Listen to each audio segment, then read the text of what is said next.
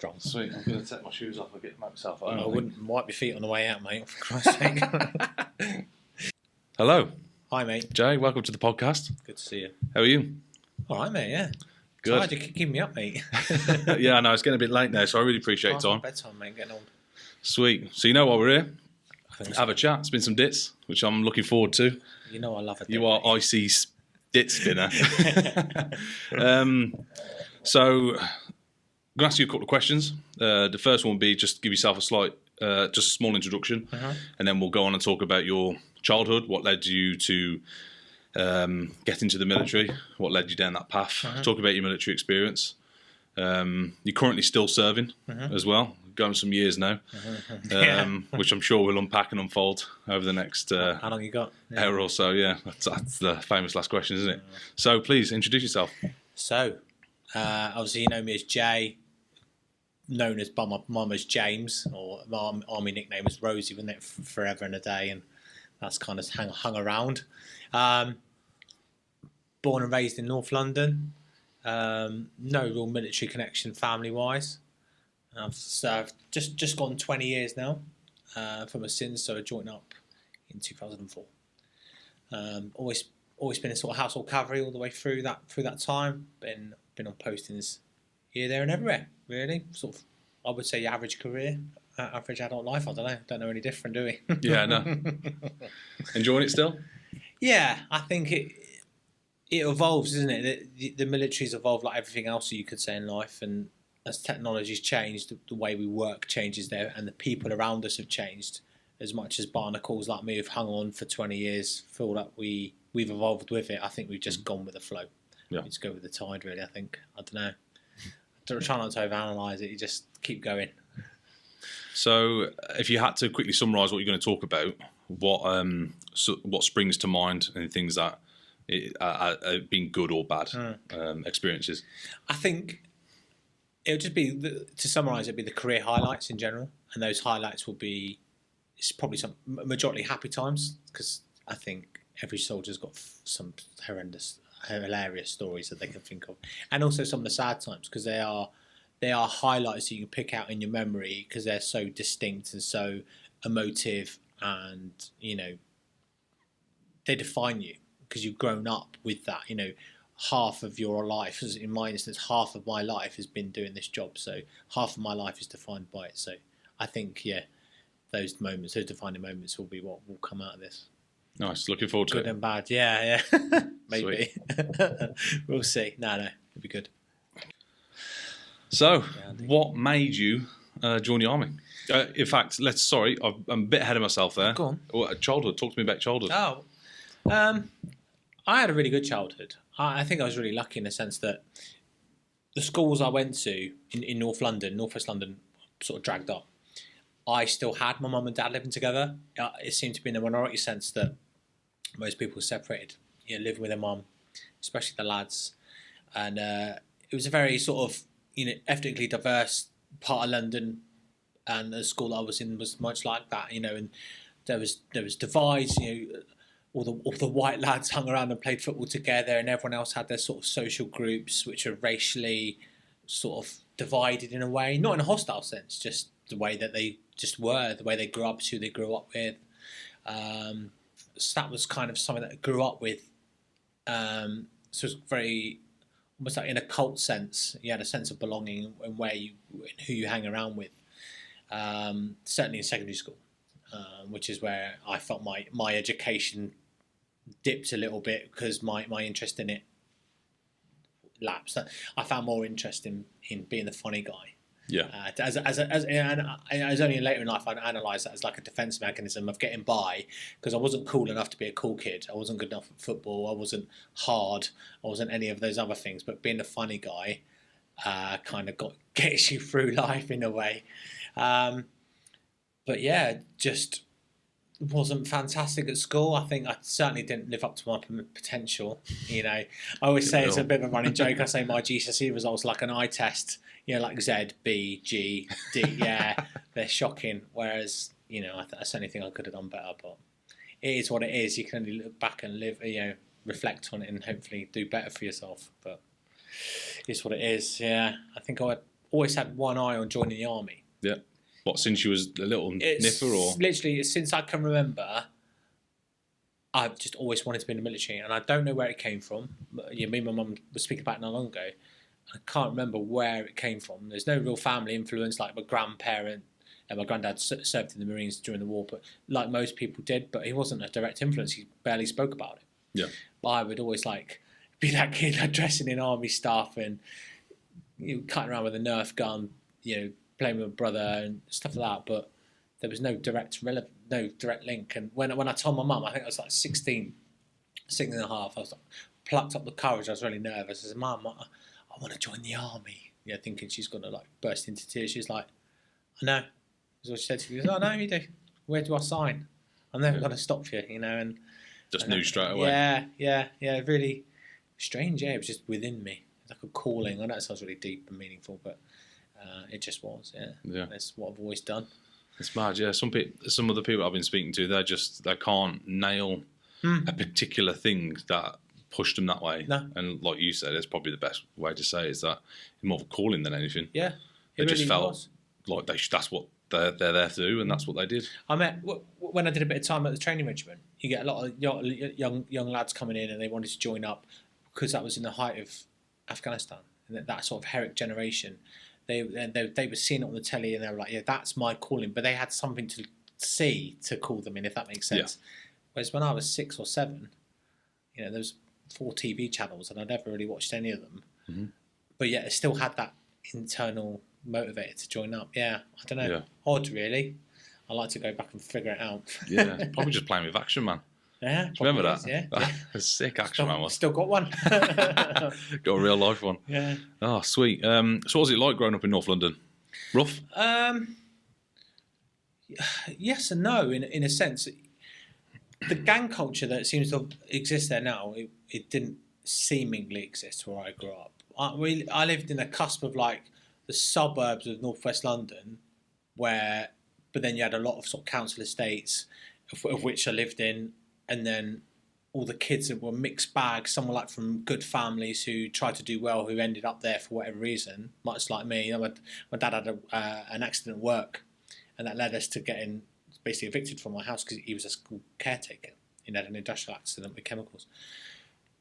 So we ended up in the sort of council estate environment with loads of different kids from various backgrounds, and it was brilliant because there's such a diverse mixture of kids, and you learn so much from different people. So I look back on it with fond memories to some extent, but just down the street, bad things were happening. Bored kids were doing what bored kids do or did, and you got roped into it a little bit, and in some you didn't. I think I had a sensible head from a good upbringing. So you kind of leered away from the really silly, bad stuff. Yeah. Was that everywhere in there? Yeah, no matter it's where everywhere. You go? Yeah, you can be in any upbringing nowadays and get drawn into drugs or gang violence or whatever it is now. It just depends on you. I think, and having that level head, and it kind of kept me out of it. I think I had the sense to sort of stay away from the deeper trouble that seems to be around me, especially at secondary school. Going in the alleyways and smoking a spliff was better than going to geography. Yeah. For some people, but as me, I was like, I'll just go to geography because I don't know. It just wasn't on my radar. It was everywhere else, and everyone else did it seemingly. I just couldn't wait to leave school. I really couldn't. I wanted to get out, join the army, and just park that completely. And I joined the army, and I've never been back to London, only to see my parents who still live there.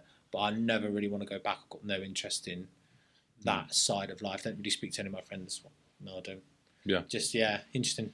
Part of my life that you look back on it with fondness, and as part of the evolution that I think is sometimes best left. Yeah.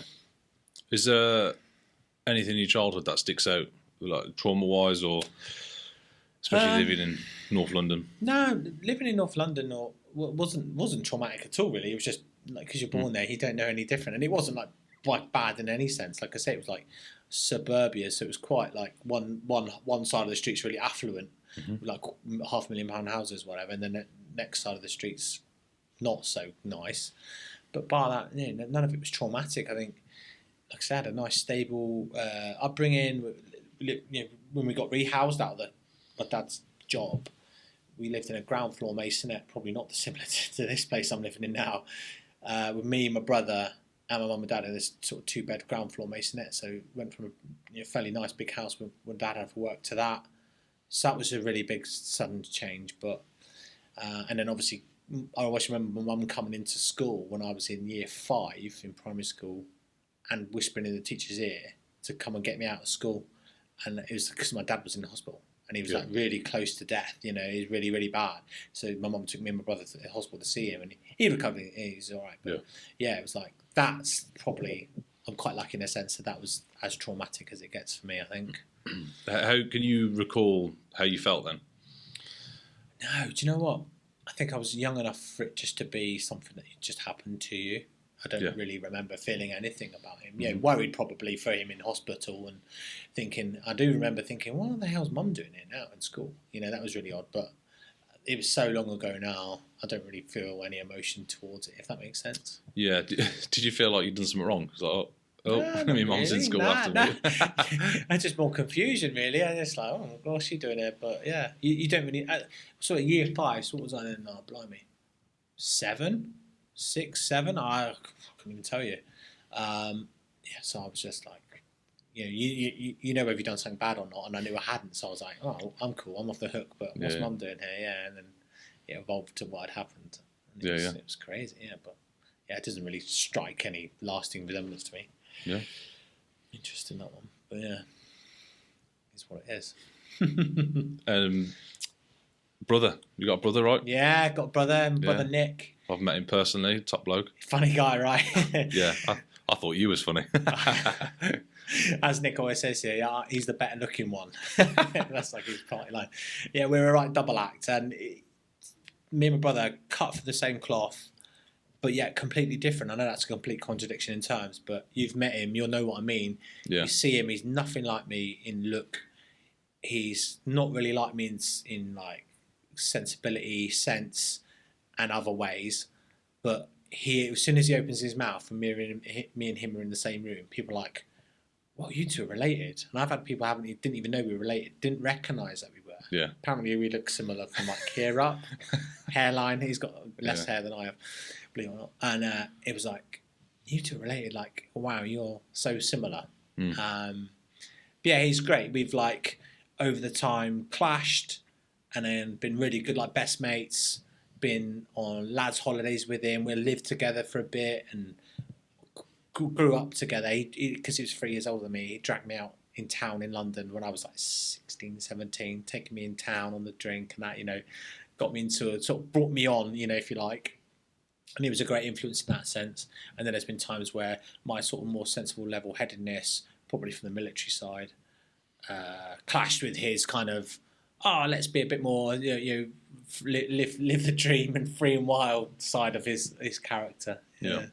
But yeah, chatting to him today, me and him still fairly close, even though we live further apart now than ever.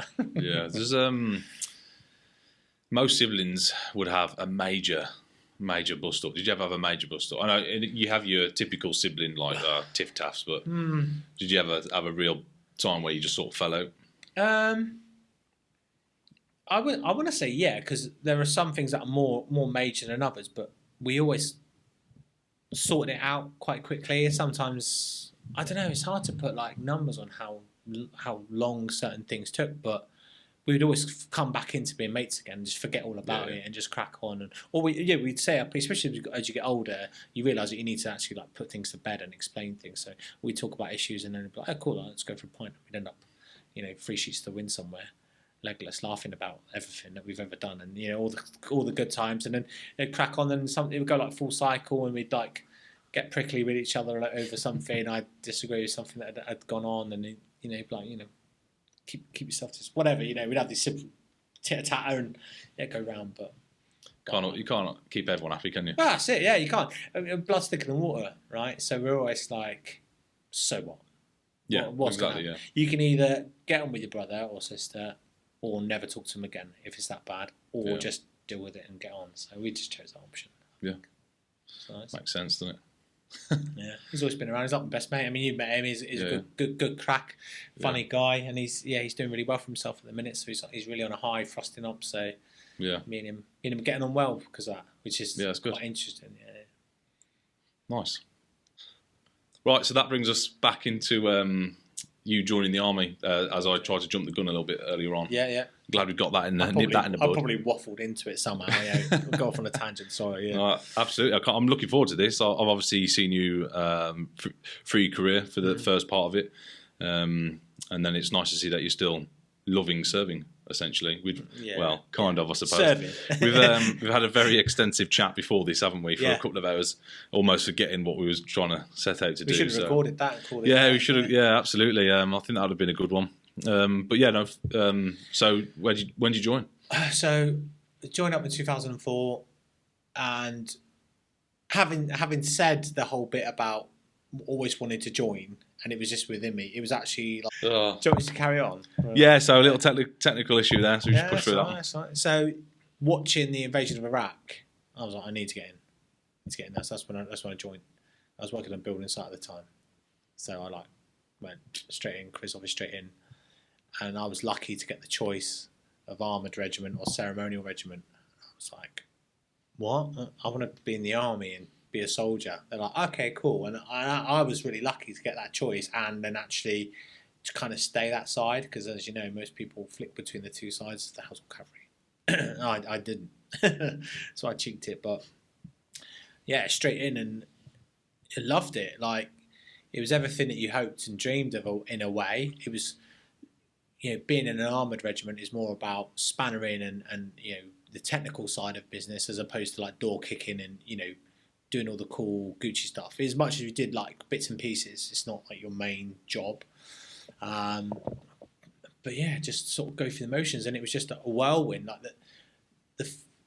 everyone says it to you when you're a younger lad, and it's like, the first 12 years sort of seems to really hump up, really slow getting there, and then it's like flies out the door after that, and that's very true.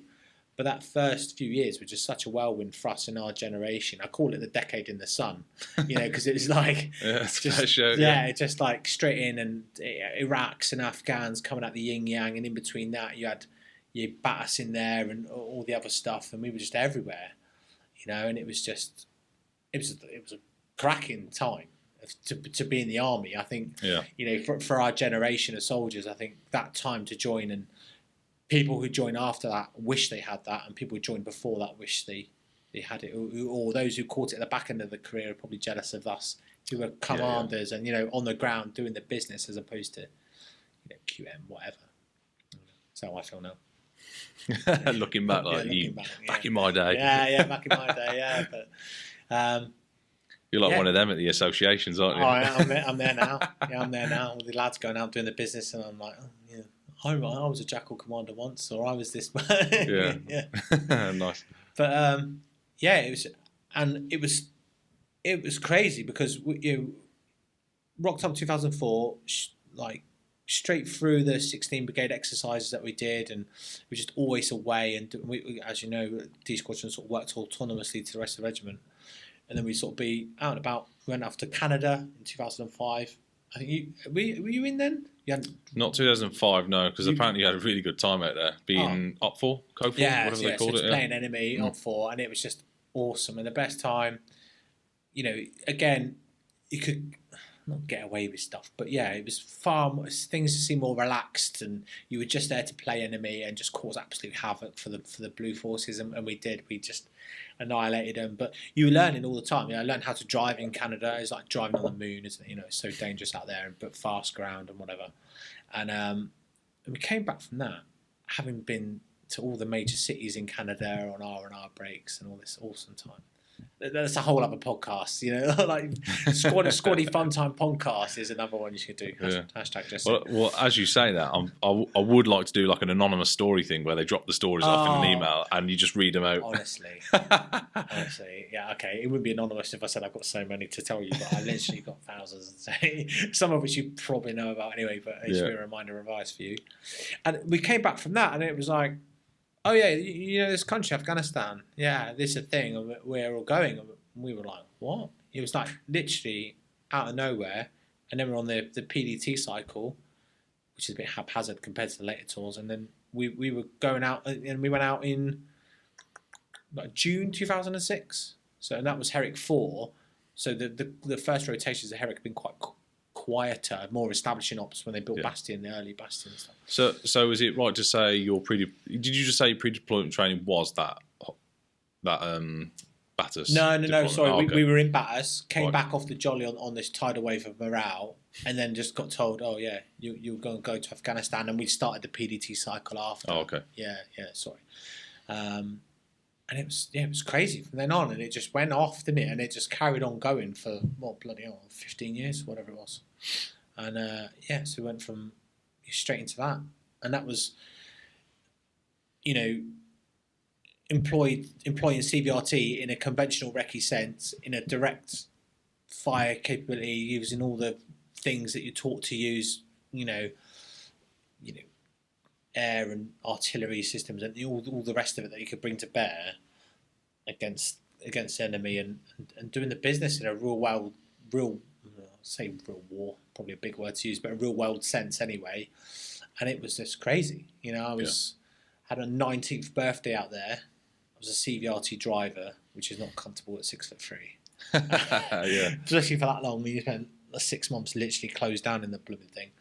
And it was just crazy. And then it just cycled on. Like I said, it just cycles on and on. Yeah. Did you do much or many courses before you even deployed? So most people would have done maybe a JCC. So definitely done some type of B3 course. JCC wasn't a thing back then. You did a PNCO card, an in-house PNCO card. Mine was pretty much Herrick 4. The PDT for it. We got pushed onto my B3 gunnery course because they wanted as many people like dual trained and stuff.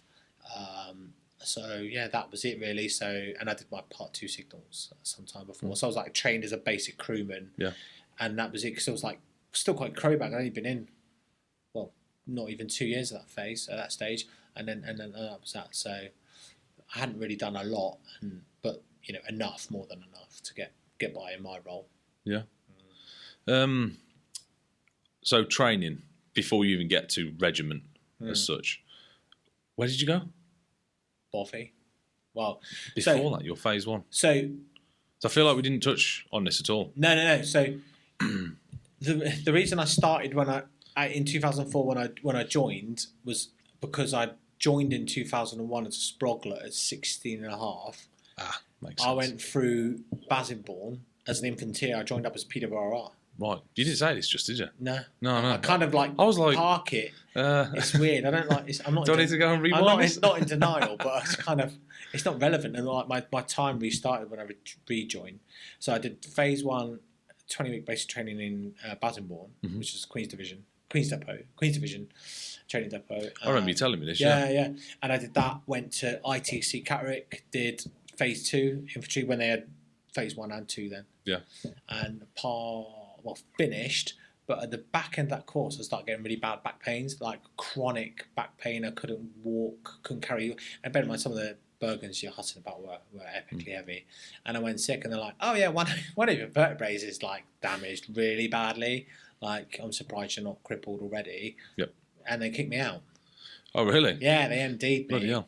And I was like 17 and a bit, whatever it was. Yeah, so 20... Something you really wanted to do, just taken away from you. Yeah, literally. Maybe that's why I parked it. Literally like that. Bit of a sore subject, is it? Yeah, it's one of them, isn't it? It's part of it. It's like, that's you, off you go. So I was back on Civvy Street, like 17 and a bit, and I just fell into got my uncle helped me got me a gig on the builders firm. Yeah. And I was quite handy because when it's this guy for school, he just goes work with my dad, so it was quite handy on the building sites, whatever.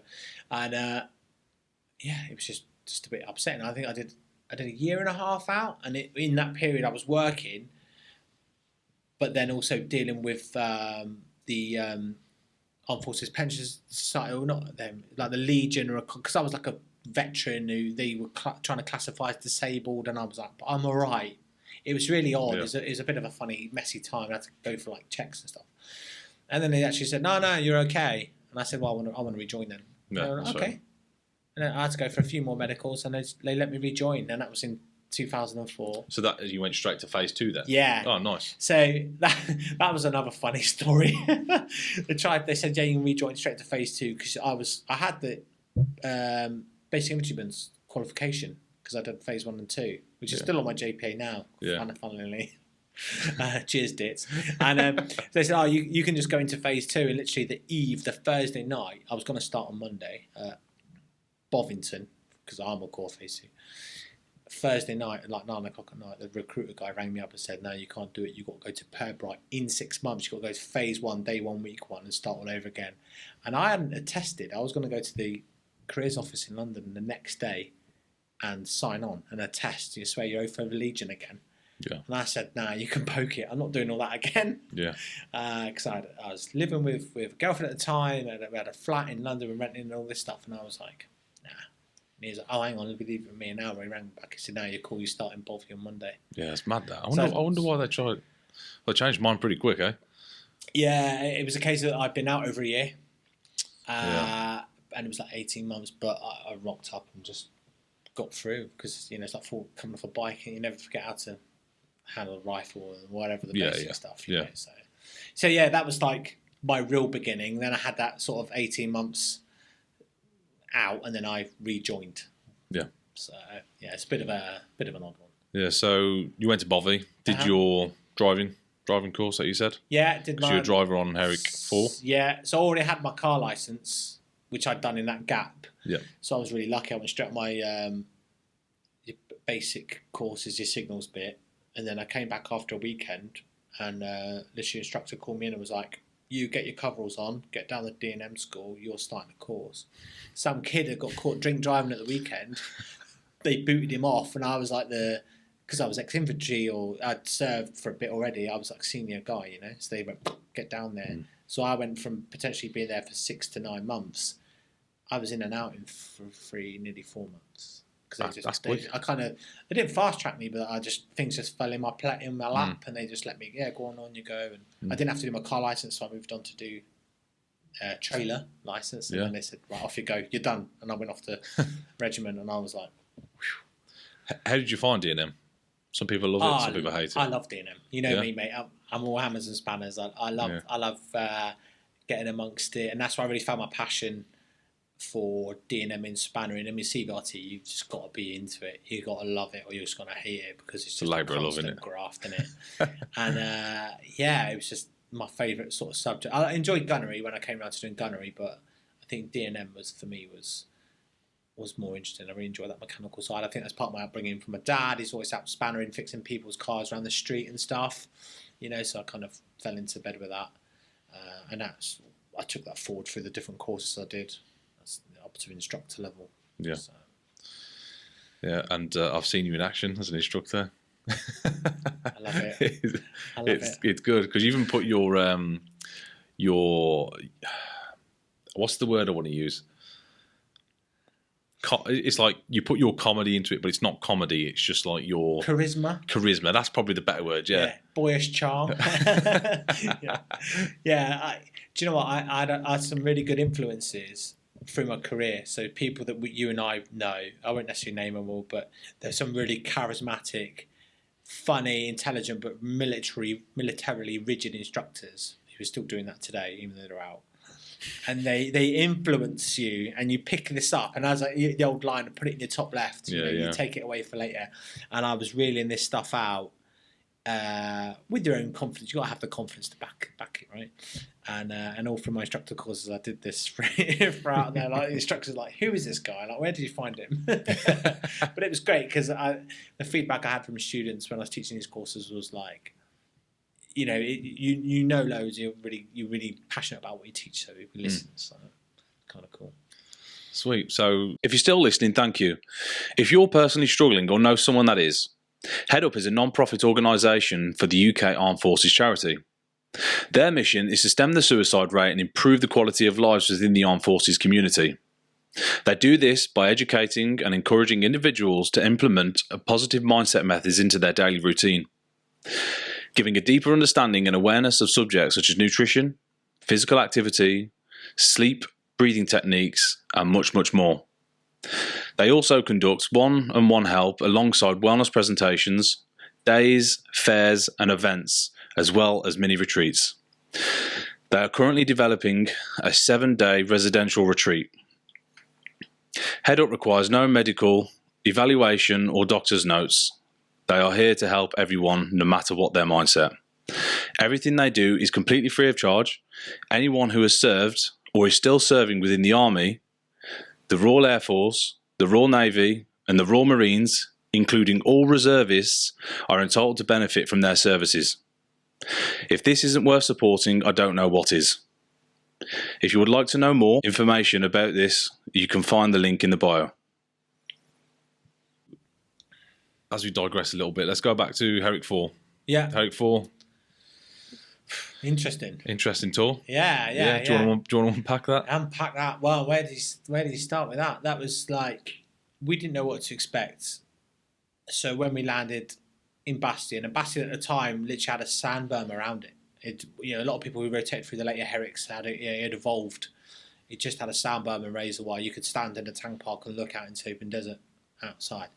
And we just drove around as a squadron in our old CVRT, getting really dusty and hot. And the ID threat hadn't evolved as much. So it was more of a legacy mine threat, or they mine migrate, either manually dig them up, or they would wash down the bodies and move. Yeah. There's like the threats were completely different. And then once the Taliban had sort of cottoned on to who we were, and we would drive around, and the locals genuinely thought we were Russians. They thought we were Russians who hadn't left in the 80s. That's mad, that, isn't it? Yeah, like genuinely, they're like, what, are you still Russians? What are you doing here? And that just blew your mind. Yeah. And they had no idea. The people were so, especially in Helmand, were so disconnected from the world around them. And the Taliban in this area? They're like, no, no one comes down here because the Taliban to them was the political party, right? Yeah. Not bad guys. So they were like, it's like going into any local town and saying, "Oh, the Conservatives here, the Labour Party bit down." And they're like, "Yeah, it's a really bizarre experience." But again, especially as a young lad, and all young lads together, it was a bit like, "What's going on?" And then things started getting leery, and then you had some, and then it sort of switches from you trying to understand what the hell's going on, and obviously just do your job, fight the wagon, fight the ground, maintain that old beast, to then actually, being combat effective and actually going out and doing the business proper. There were some awesome times on that tour where, to actually be directly engaged in enemy forces with your turret, with 30 mil, with coax, and Milan at the time. We got given a load of Milan off free para because they got javelin. Yeah. So that's showing me age now. So we were winging Milan posts, firing rockets off a Nowzad Hill. Yeah. Down at enemy forces, and it was what you wanted to do. I think. Let's be honest. You joined up for. Yeah. To sort of put into practice what you'd been taught in your very short career. At the time, 3 years. All that, and you're getting to put that to use in every sense. Mechanically in your vehicle. You're dismounted in some essence, and then technical gunnery and all that sort of stuff and comms. So it was a culmination of everything you wanted to do, really. So Nowzad Hill, what was that? What was your general day to day there like? Obviously, I know. But... Eat, sleep, sweat, repeat. I think it was. My troop were the first on there, and it was crazy because the Gurkhas had been up there and they dug in and they had like a trench system going around the shrine, as they called it, and it's like this place dates back to the times of Christ, right? Mm-hmm. And the Gurkhas had dug in around it and they were pinned down, and we just drove up the hill, full cav, sort of cavalry special out the turret like this, like Rommel, and we're like got off the wagons, like the boss is there with his like big old scarf, like "Hi man," and they're like, "Get down!" Like they were like leopard crawling around, and they hadn't left the trenches. Because the sniper threat, the IDF threat was really high on them, and they were just getting pounded on that hill, as you can imagine. But they wanted to hold it because it overlooked the district centre. And if they lost that hill, the DC could just get pounded. And we just caved it up on top of that hill, and they were having a shit fit about it. So that was quite funny initially, but then it went quiet for weeks because the Taliban, they saw tanks, as they called us, on the ICOM. You could hear them talking on the phone network. The tanks on the hill, and they just laid low for a couple of weeks. No. Yeah. So how did the Gurkhas feel when that had happened? Oh, do you know what?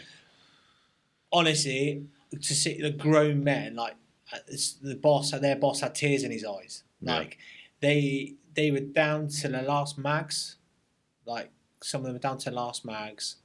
Their company commander had advised a platoon commander, because there's only held by platoon, right? And they're like, you sharpen your cookeries and stand by to hold that hill. You know, that's what their platoon commander was saying to us, to our boss. And it was like, shit the bed. You know, like we were saying, we just came up real wafty. We were quite fresh in as well to the op and that. You know, we hadn't really been overly, if at all, kinetically engaged. And they were like on their chin straps in every sense. And they were like, the relief on their faces when we rocked in, I can imagine. True cavalry form. Yeah, true cavalry form, right? And we're just like, I'm just going to do a whole parade, and we're like getting out, like lighting ciggies and just like doing our talk wrench stuff, and they're like, no, get down, you're going to get us all killed. Like, just was you even briefed on what had happened there, or was it this sort of stuff you learned? Clearly, maybe it had been briefed down, but as a trooper driver, things never really filtered down. Seemingly, I don't ever remember. Still had to do a whole parade no matter what, right? Well, yeah. Your to make sure the tracks weren't going to fall off. Anything below the turret was my problem, right? You know why we were going on to Nowside Hill and the operational relevance of it.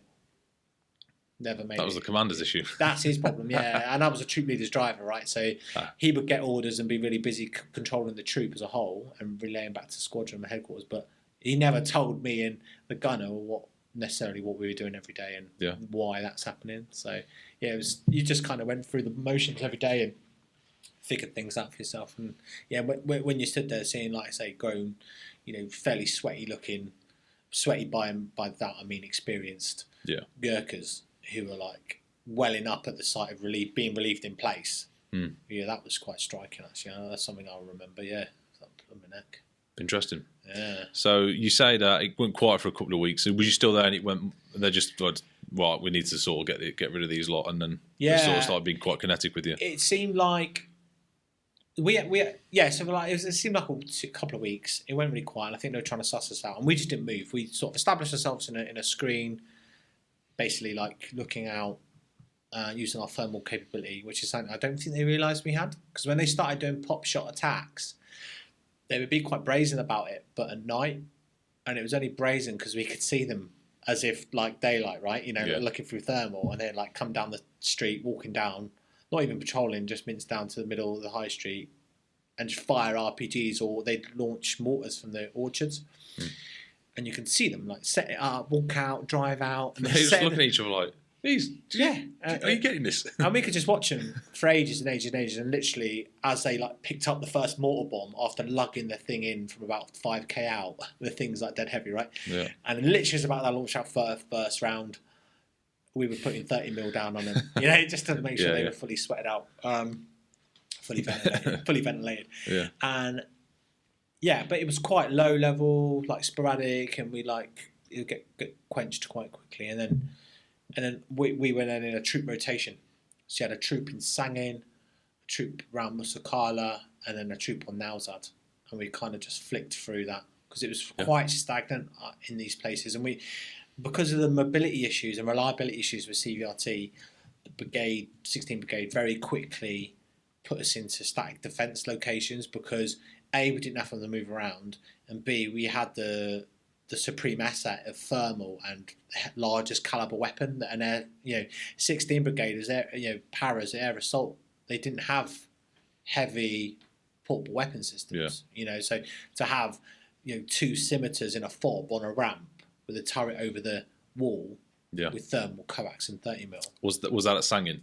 Yeah, Sangin did a lot of that. I think that was the main place where that went down a lot. I think four troop were down there a lot, and they a lot of troops rotated through, but I know 4 troop had a right field day down there when that went on.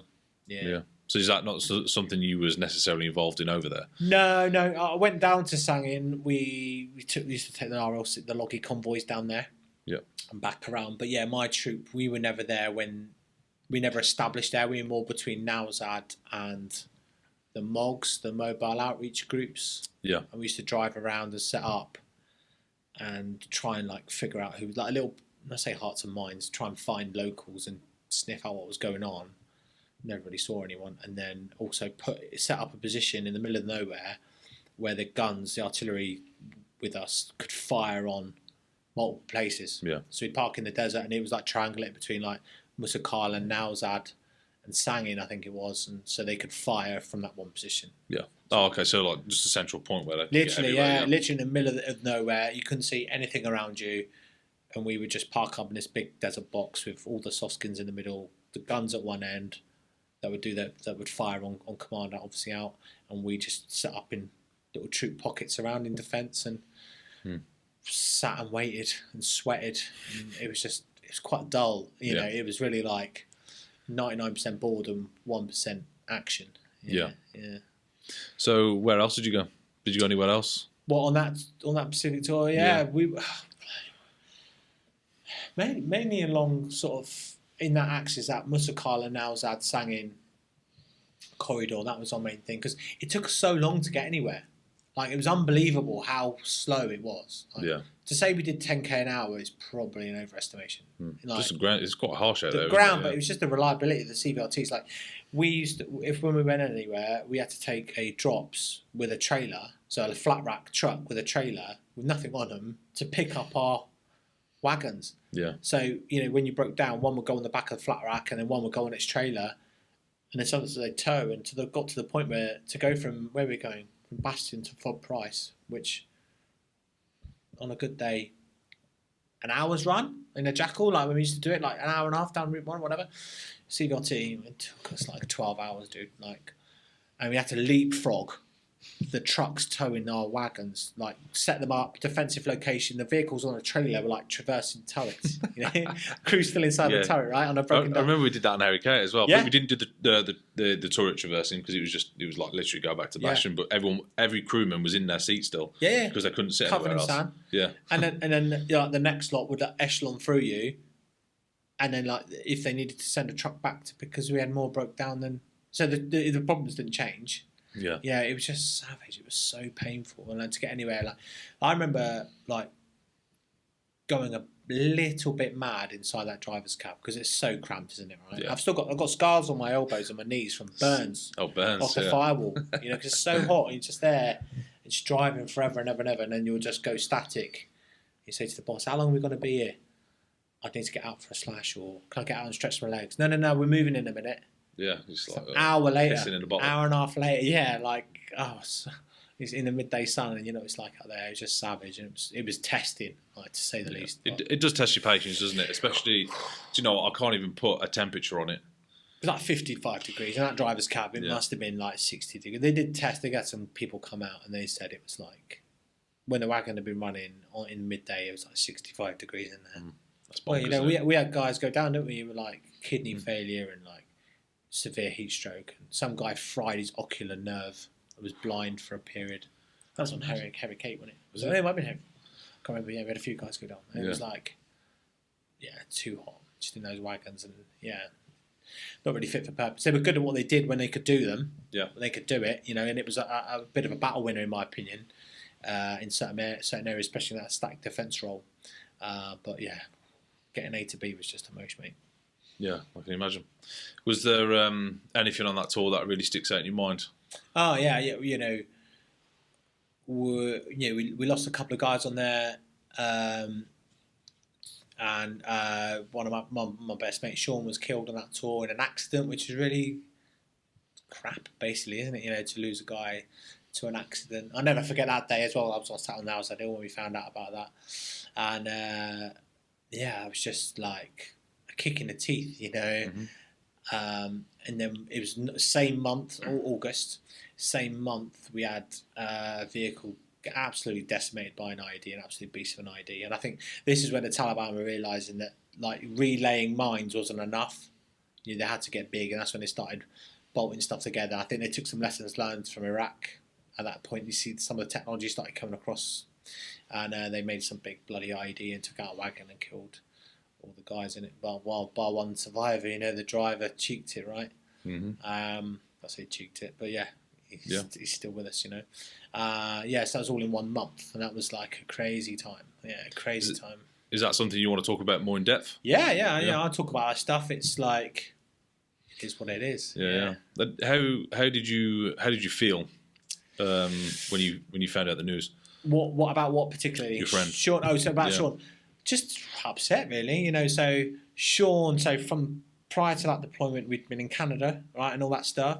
So when I turned up as a crow bag, Sean was quite a sweaty Lance Jack. I think he just promoted to Lance Corporal. Yeah. Along with some of my other pals that I was palling with on that tour. And we were like, we'd always out on the slush, always out in town in Windsor. When we were in Canada, we were in the same troop. We had a great time. And we'd always on the source in Canada. And we just all grew up together and all went on the tour together. Even as much as we were in different troops, you know. But they were like your bezzers. You had your circle, you know, your inner circle. And, you know, the 4 of my closest friends, you could say 5 or 6. But, yeah, let's say that inner 3 or 4, Sean was one to me and the other 2 guys. So it was really like upsetting. And I'll never forget it because the boss got called over. We were on Now's, and the boss got called over by the platoon commander in the shrine, you know, the biblical building that was there. And then he came over and he looked really odd, and you just knew, like, you knew something had gone down. And he was like, "Got everyone come here, sit down," because guys on stag, but everyone else was just in like cut down trousers, right? Cut down combat trousers, and we made flip flops out of cardboard with string. Yeah, we were playing chess with not chess. What do you call it? Checkers with bottle caps. Coloured in, you know, and made out a bit of cardboard because we didn't have anything. Right? So you just took what you had there. We just made stuff. Just made gym equipment out of ammo tins, right? So we're like getting my noodle arms massive and playing checkers, right? And then the boss came over, called us all in, and we're like, "What's going on?" We all sat down, and he was like, "Oh, I've got some bad news. Something's happened." And we're like, I just knew, like, I had this really weird feeling. I just knew that it was going to affect me. I don't know why it was. And I looked at my mate, who was like, again in that triangle of 3, me, Sean, and him. We looked at each other, and he's like, "Oh no!" Like he knew, and the boss said, "Oh, so it's happened. One of the guys has been killed." We're like, "Oh," and he said, "Oh, Sean's been killed in an accident. We don't know what's happened. We just know it's an accident." We were like, and we just like all just fell about, like Gout just fell about crying, and I was just like, "Oh man!" Like, and you just in disbelief. Yeah, and then. And I was lucky to be with all the other mates of mine of that group. So Sean was the only one that wasn't there, if that made sense. And it was all like really upsetting, and we all just kind of come together. And I got this really cool picture. I'll try and find it and send it to you one day. And it's obviously you're talking. This is on an old digital camera with a screen on the back, right? You know, and or on disposables. And you wind up and take a snap. And I got this picture, and someone took it. And we're all stood in a line, all skinny, emaciated young men in these baggy, tatty desert combats, no tops on. And we're all throwing stones. And we used to stand bottles on the rocks and throw stones at them. And literally that picture, a few of us are throwing stones at these rocks. Yeah, throwing stones at the bottles on the rocks. Yeah. And the sun's coming through the clouds, an overcast day, and there's like the beams of sunlight coming down around over the ground. And someone took this picture of that, and if you saw that picture now, you wouldn't know the relevance of it. But that is probably 10 to 15 minutes after we'd all been told about Sean. Oh, really? Yeah, and it's like, I look at that picture and I hold it close because it's like, that moment is significant. And it's funny how the lads they rally around not in like support of, you okay, hun, DM me, kind of like arms around you. They're just like, you got any fags? We stop crying. Come on, let's get binds out. Let's stop. Let's carry on and do what we just do. Let's just carry on with what we've been doing, and we'll deal with it. And I remember I think the next day, if not the day after, we drove off Nowzad. We got relieved in place. My troop drove off, and we crossed paths with squadron headquarters. And within there was another lad who was good pals with Sean. They used to share a car all the way back up north every weekend from Windsor, right? Yeah. And we saw him, me and him had a hug, and he was gutted, he's tearing up, and we said, that's cool. Like, we'll sort this out after, kind of thing. And as we're driving back, we stopped one time in the day, for like probably a wagon broke down. And my troopy said to me, the boss, he said, "Are you all right? You seem normal." Where was this? Sorry, this is in terms of Afghanistan. Yeah, was this in Afghan when he asked you, or was it? Yeah. So this is it. We'd finished on our stint on Nowzad Hill. Yeah. So a couple of days after Sean had died, and we've been told. we drove off the hill, having been relieved. And then, we'd stopped somewhere along the road, and the trooper just said to me, he's like, "Are you all right?" And I was like, "Yeah, fine, like, yeah, cool." And he says, "Oh," I said, "Why is that?" He says, "You just seem really like yourself. I thought you'd be really quiet." And I was like, "No point.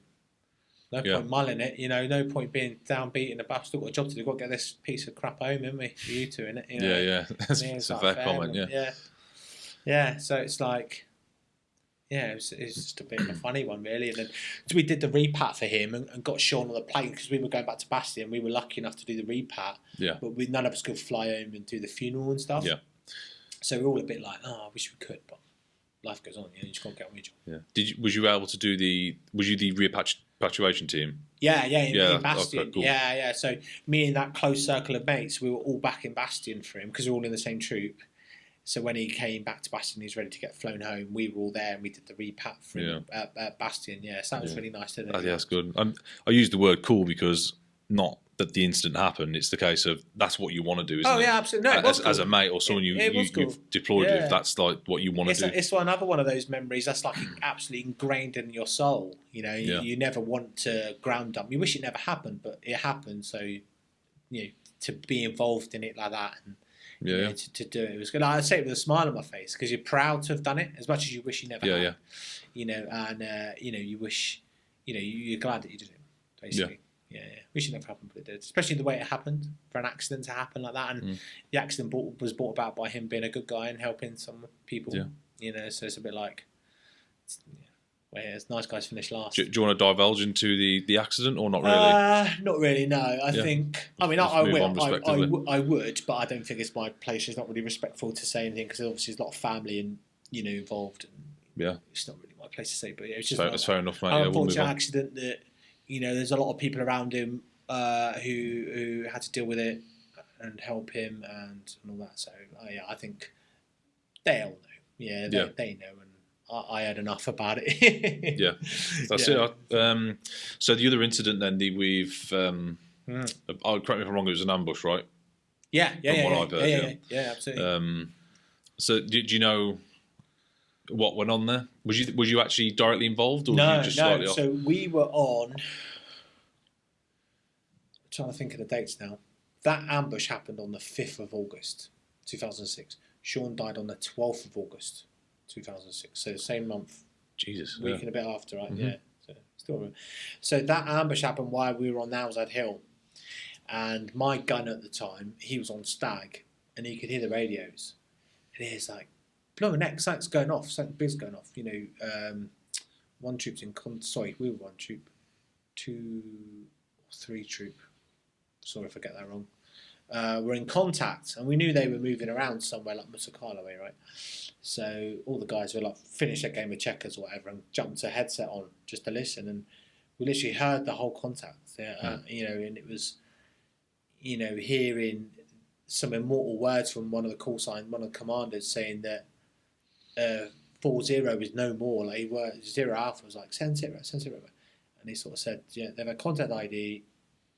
And he's like, what's the status? What's going on? The squad leader. And one of the commanders was like, 4-0 is no more. Like, that's that. Sombering words. Yeah. I can imagine as well. But we were listening to this like from miles away. I couldn't tell you how far. And you can hear it all on the net. And you could hear like when people are sitting on the net and they're firing machine gun in the turret, you can hear it. They're in contact. Yeah. And it was a big deal. It was a big contact for the troops there, and they had a troop in Overwatch and fire support, and there was the troops as they moved through the low ground through a sort of a semi-built up area, typical Helmand, orchard, irrigation ditches, wall, very good bottleneck, Yeah. And got engaged by multiple firing points. I think there was a heavy machine gun at the end of the sort of killing zone as well, which was taking chunks off the lead scimitar. Mm-hmm. Like a whole. Yeah, well, basically, well-executed, well-planned ambush. Yeah. In doctrinally, and it destroyed that wagon, and loads of other like immense stories come out of that. I say stories, stories. One guy got his CGC for running down and grabbing the surviving crewman. Yeah. He'd been blown out, and he somehow saw him and ran down and grabbed him. That's mad, yeah. Yeah, and do you know what? I spoke to someone who was Para Edge, and he was involved in a clear up op to come down. They flew in as a QRF and helped clear the ground because it's not something we can do in armour. You know, clearing ground is not a strong point. And they came through, and he was the platoon commander, and he fought through the orchard and cleared the ground and helped us pick up our guys and sort our admin out basically. Well, the troops that were there anyway, not me. And to hear it from his perspective, and that was like. It was only a couple of years ago I spoke to this guy. Oh, really? Yeah. So just randomly. So how many years is that? It's a lot of years. So it was like... Math's not the greatest, but... 2019 or 2020 I spoke to that guy. Jeez. And just ran... I can't remember how we came onto it. It's like... Must do. 15 years later? Yeah. That's mad. And but you just randomly bumped into him? Yeah. That's mad how you just... It's just a random... So that happened because the CO of the unit I was at, his best mate was killed in that wagon. He was the FST. In the back? In the back, yeah. Really? So he was the artillery FST or FU at the time. Yeah. And sorry, what's the relation to the Para guy with him? Just best friends? So the CO, was best mates with the guy in the back, the FST. Yeah. The Para guy is the Reggie 2IC, works alongside that CO. Because it was a training regiment and you had obviously different cap badges, right? And just...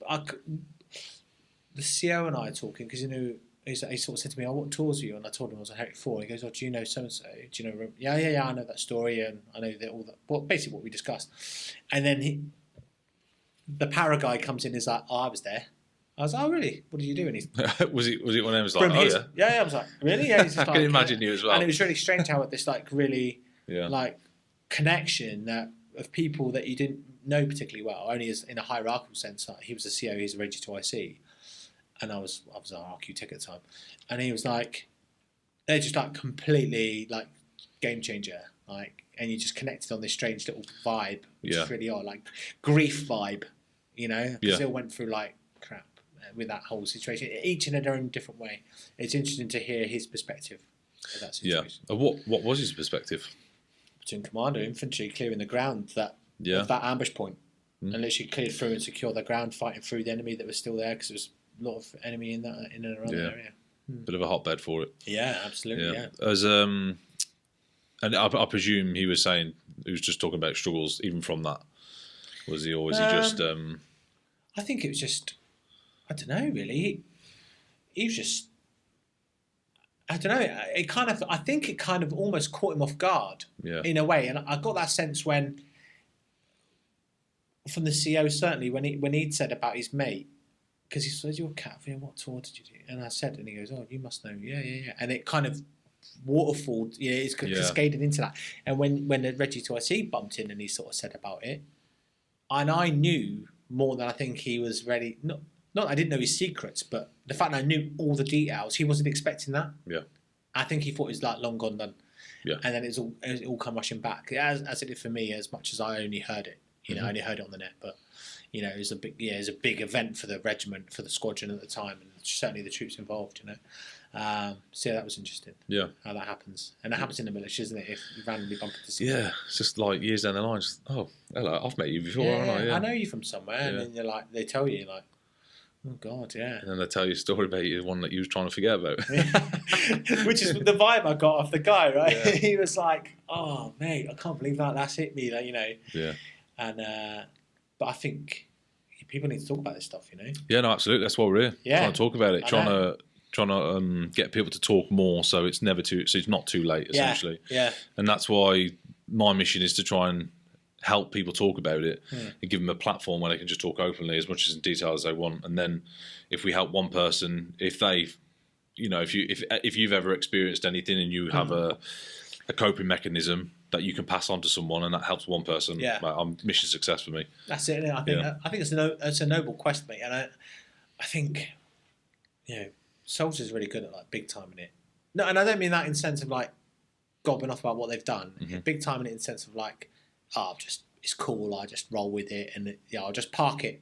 I'll just put it in a pouch and leave it, and I won't need to worry about it. Whereas actually, you'll see. The emotion visibly come to a fully grown man who's been through a lot more besides, and his life's moved on. And then when you you to say a few words, literally a few sentences, literally had like the face change and like the bit of the quiver, and he's like, well, you know, I need a drink, you know, kind of thing, and you're like, wow. And I think that all you've done there is just you pop the lid off, and it's like you need just talk, just come and speak to me, you know. Yeah, absolutely. I mean, we've got a few friends struggling, haven't we? And I'm always trying to talk to them. Now that I know, it's hard work because short of going around everyone you know and asking them periodically if they're all right and they need to talk. Yeah. How do you help? And I think it's how do you help? Yeah, I think it's a question that, as long as we keep asking that question and keep trying a solution, doing things like this, we'll hopefully find an answer, or at least prevent something or someone going down a hole. You know. Yeah, definitely, and hopefully I'll get to talk to quite a few people again. You don't have any time left after you finish with me, mate. I've got more waffle than birds eye, mate. Waffle away, mate. Waffle away. So just to close that chapter off, how did you cope with that going on an operation and then coming back and being at home? So we're at home now, and how did you mentally process it? Probably quite badly. Yeah. I think I was young. I won't speak for anyone else because you don't really know, because you kind of go back, you go through a little decompression, which I don't really remember from that tour. I think it was really early, so decompression might not have been fantastic then. I can't really remember it at all. And so for the listeners, decompression is a couple of days? Yeah, it's like a couple of days in Cyprus somewhere. Yeah. You get your own private beach, which is quite fun.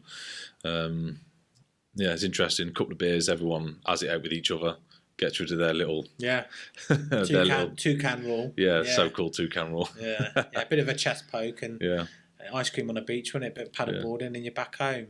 Back in the rain. Yeah, so that's what it is for people listening. So I don't really remember the decompression. It was just a case of getting home, and I just remember being on leave forever. Like we had post-op leave, but then we had your leave that had rolled over, like your individual leave allowance sort of stuff, rolled over. And I just remember, it was one of my mates that was out of the circle, me, Sean, and the other guy. The other guy, me and him, just like, he like lived, I still was living in the flat in London, and he just lived with me forever. Yeah. And it was like friends, it was like Joey and Chandler, and we were just drinking a lot. Is this the friend that we know? Yeah. And we weren't, we're like, oh, I don't think I'm an alcoholic. Yeah. It was like that. It's like, no, I'm not like waking up cracking vodka. But then you're like, actually, I do remember waking up and cracking cans in the morning. And you're like, oh, mate. And then we just kept getting paid as well. Like, you're getting paid, and then it's like, oh, here's your op. Because you didn't have op bonuses then. Like, that op allowance thing came in after, right? So, but you got your LSA money, and then your LOA money, and then we got another load of money paid in. So it was just like, you couldn't spend it as much as you tried. Yeah. We had some great times. Like, made some good memories. Went all over. But mainly booze related. And I think of everything around that.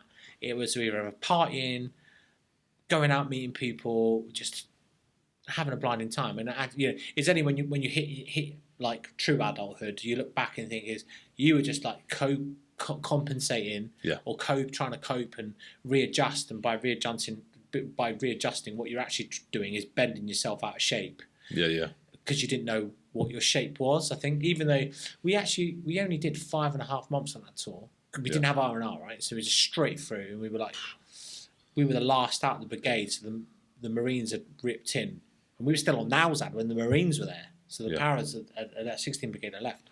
So we were like last out. We didn't leave till like October. Yeah, and it was just like, get yourself bent out of shape. And we had a cracking time. Like, I don't have any demons about that period, but it's only when you look back you think. I do remember like being upset about Sean, because he would have been there with us in that mode in that time, and he wasn't there. So I think we just drank to kind of suppress it, maybe. Yeah. I don't know. It's weird. Going back to work was the best thing. Yeah. Being off work, we had I want to say it was close to 3 months off. Maybe 2.5 months off with more money, and it was the worst thing ever. It was just drinking all the time. It was great at the time, but actually it was probably the worst thing anyone could ever use. Yeah. First day back. What was that like? First day back off that tour. This is where I meet you guys. Was it? Your first day back. Was yeah. it really? Oh, yeah. mate, I felt sorry for you. I felt sorry for me as well. You're probably looking at us thinking, who the hell are this lot? I was, yeah. I was actually pretty. I was all right until the guy in the, who does the courses. What's the abbreviation for that these days? Training officer. Training officer. CMO. CMO. It could have been CMO. Yeah. What squadron do you want to go to? Right, D it is. They're back tomorrow. I'm seeing them tomorrow first parade. Back from where? Bye. Yeah, back from where? Tour, Afghan. I was like, oh God. Yeah. And then obviously now I couldn't sleep that night. Yeah, and right. Then, got there and met you guys. Yeah, there you go. Yeah, and I think coming back in and having fresh meat coming in gave you a focus elsewhere because you got something else to worry about, someone else to watch, someone else to bring on, and it was the next thing. And it's just like right back in, and it wasn't a case of like something out of a film where there was empty ranks in the squadron and it was really weird. Yeah, it just didn't really seem like that. It was just like life just moved on, and blokes had signed off and got out, and or were gonna sign off and getting out. Quite a few people left after the tour. Like they seemed to do. There's a big churn, wasn't there, after tours? Yeah. And we just got on with it, didn't we? And then, like I say, crowpags like you and the rest of the gang came in, and it was just being sent for some. Was it Tourette skirting board? Yeah, that's what I got.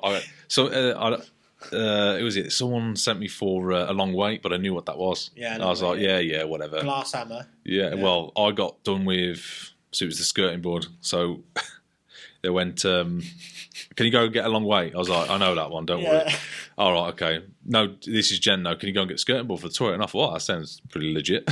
Yeah. I went for the skirting board and got told to F off. I sent one or two blokes into the store for camo paint. Yeah, there you go. So what was Tank Park like for you like then? Tank Park, you know what? The Tank Park was, it just was the norm then, more so than ever it seems now. Where you went to work every day in coveralls. You didn't wear combat session on guard on course. You're in coveralls every day, and we everyone was proficient enough at their job, and you could pretty much most people worked hungover to some extent on some days, and you smoked down there, and you were just doing what you had to do. You owned your vehicles. You had immense pride in it. 06 FD13 was the registration of my vehicle. I maintained, took on tour and brought back and maintained thereafter. Yeah. Cleaning out Afghan sand in Windsor. 06 FD13, yeah. I remember doing that. Everyone was like, watch out for them camel spiders. And they'd send me in to go and get the vehicle. I was crapping it. Yeah. I heard stories about these massive camel spiders, and then you're like, go on then, get in there, Bondi. Yeah. It's funny watching the new kids. We're getting them in. Probably you want to get them to turret dive and pick out all the crap and hoover up all the sand in the bottom, and they were picking out brass cases. Yeah.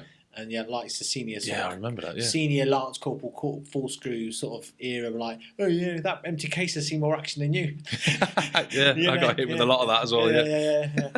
It's quite interesting being there. But I loved it down Tank Park just because it was our space. It was where we worked all day, sorting them bloody wagons out, and just hung out down there, didn't we? We had like cages of big enough to fit pretty much the troop in, fridges and that's right. Yeah, it was like it's like you just lived there, so your office space. Yeah. Didn't have offices because we didn't have computers so much then. Yeah, that's no right. one certainly had laptops. Paper docs, and troop sergeant would be down there now and again in between tea and toast and whatnot. And it was just the norm. Yeah, I think you really cut your teeth down the Tank Park. Yeah, absolutely. Yeah, you had like lead music playing. Everyone knew what it was doing. Tunes blaring. Everyone sweeping it up for the 15th time that week, and there'd be a random sporadic outburst of like Tank Park rounders where someone would have like a cricket bat and then a big ball of tape, like a big ball of black nasty or sniper tape, and just getting like hooned around, and just random shenanigans going on. It was gleaming.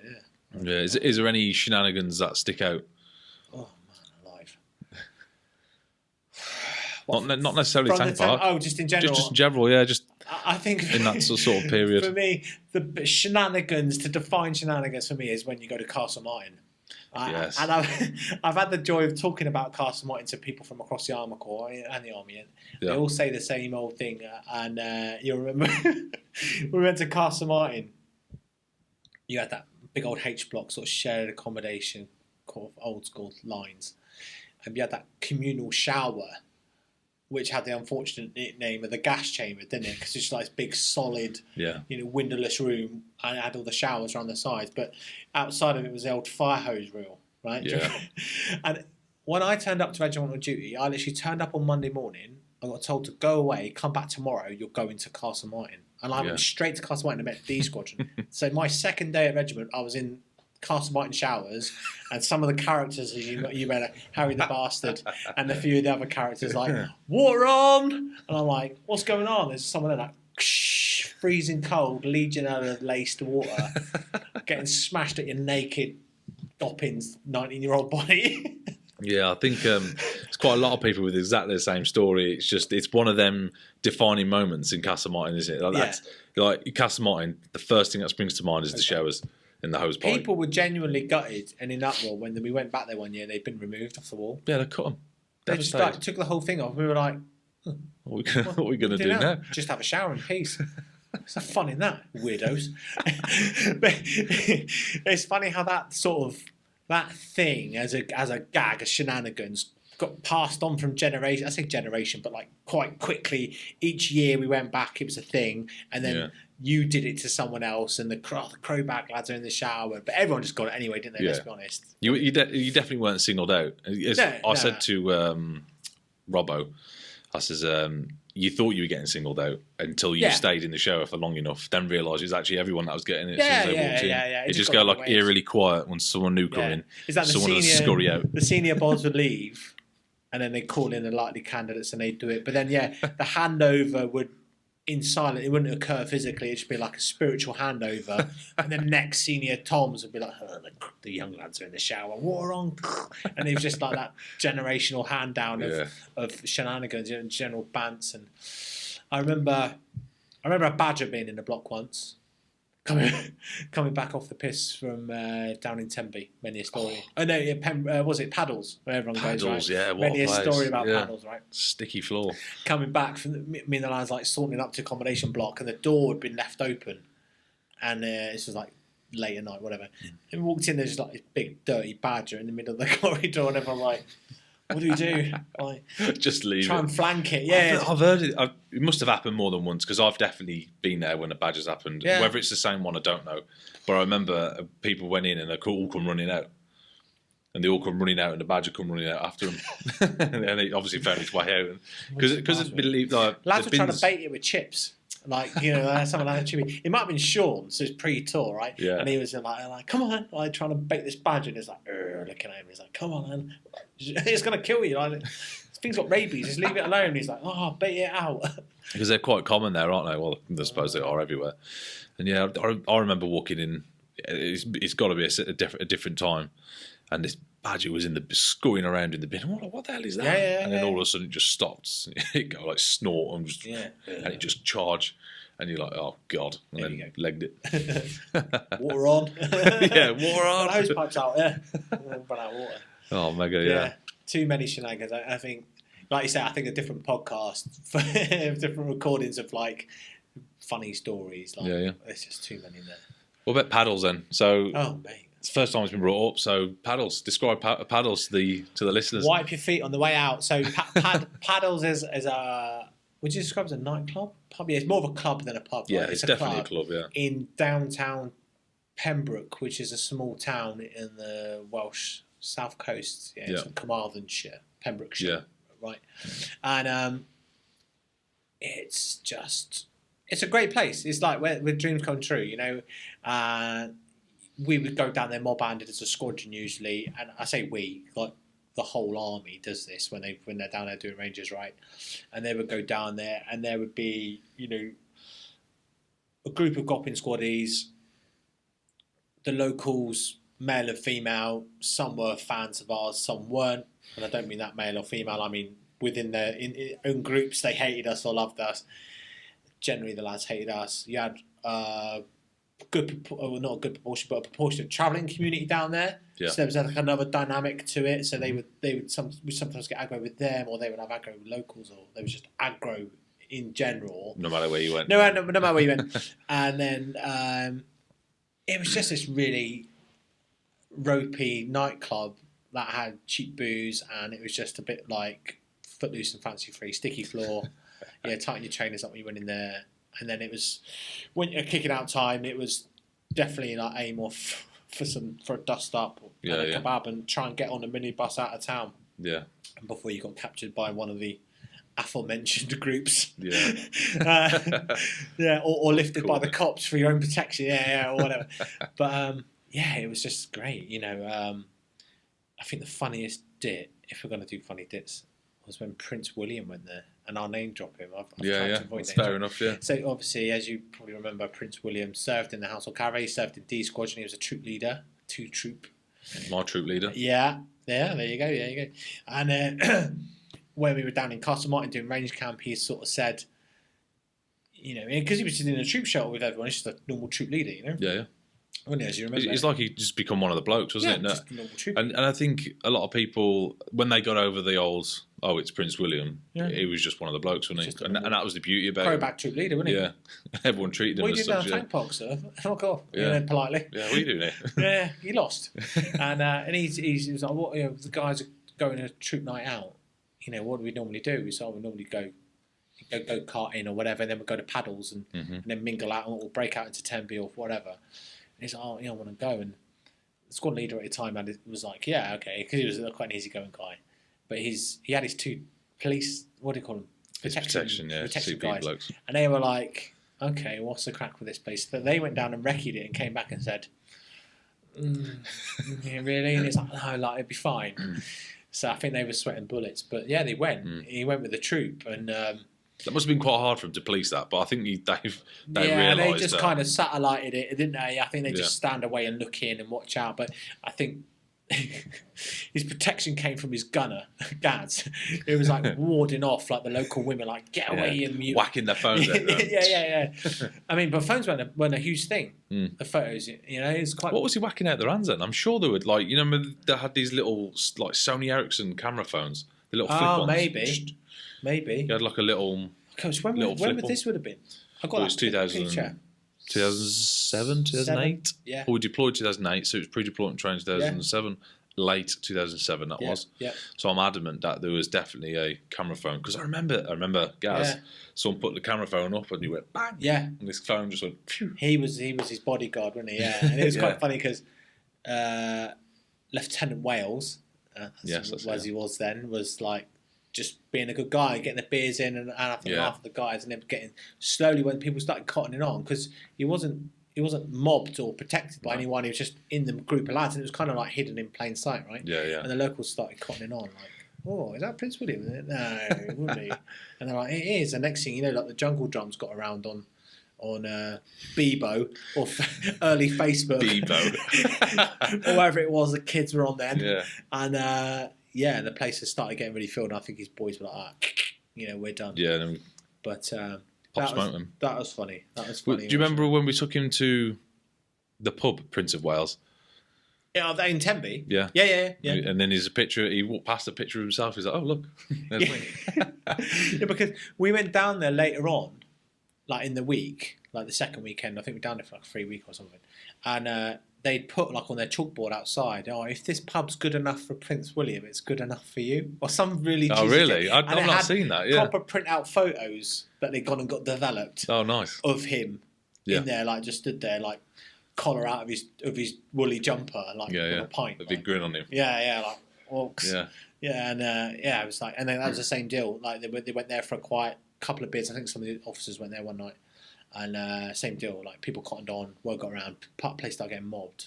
Yeah. And so they just bucked out. But it was interesting. It was funny sort of story to hear that, watch that ring of steel that lads form when they go to these sort of places and they're like all facing in having a laugh, but there's just this ring of steel and he was in there. Then next thing you know, it was like started getting bumped around and this massive group of people just wanted to see him and just instead of just chilling out and looking at a fire and being interested and being like hi. They were over friendly. Being a bit, I want a picture with him. And that's when Gaz was like, he said to some lady, he doesn't want a picture of you, mutant, something like that. And she's like, and then that brought up the blood pressure in the room, and everyone was getting upset. And it was like, here we go. When he got married, they asked me. It was like, has anyone ever served with Prince William? And I was like, oh yeah, I have. He's like, oh, do you want to send him a message? It'll be like broadcast. And I was like, oh, a bit nervous. Yeah. And me being the young and stupid, right? This is right. Okay, you ready? Happy? What are you going to say? Yeah. I'm happy. Look dead serious into the camera. That's it now, sir. You're married. You're under the thumb. And did that or something. And they all looked at me like, we can't put that out. And I never got the message out. I was gutted. Yeah. So I wonder if you ever got it, like in the background. I wonder if you ever got the, stuff that they didn't broadcast. Obviously, the outtakes. They're not going to post that. Do you know this man? Yeah. Like, oh yeah. Oh yeah, that idiot. I know that man. Yeah. Send him to the tower. Yeah. But it's funny. That was kind of. I mean, you probably remember when we used to go on PT out from Windsor, and the paparazzi would be all round. Yeah, they were like leaflet dropping to the locals saying, "Well, we give you 50 quid if you give us tip-offs on these movements," stuff like that. It was really odd. It was like, I mean, I'd say it was. 50 it was hard for him to get out and do PT with us, wasn't it? Yeah. I mean, I felt sorry for his protection boys that used to come out on PT with us. Do you remember them keeping up?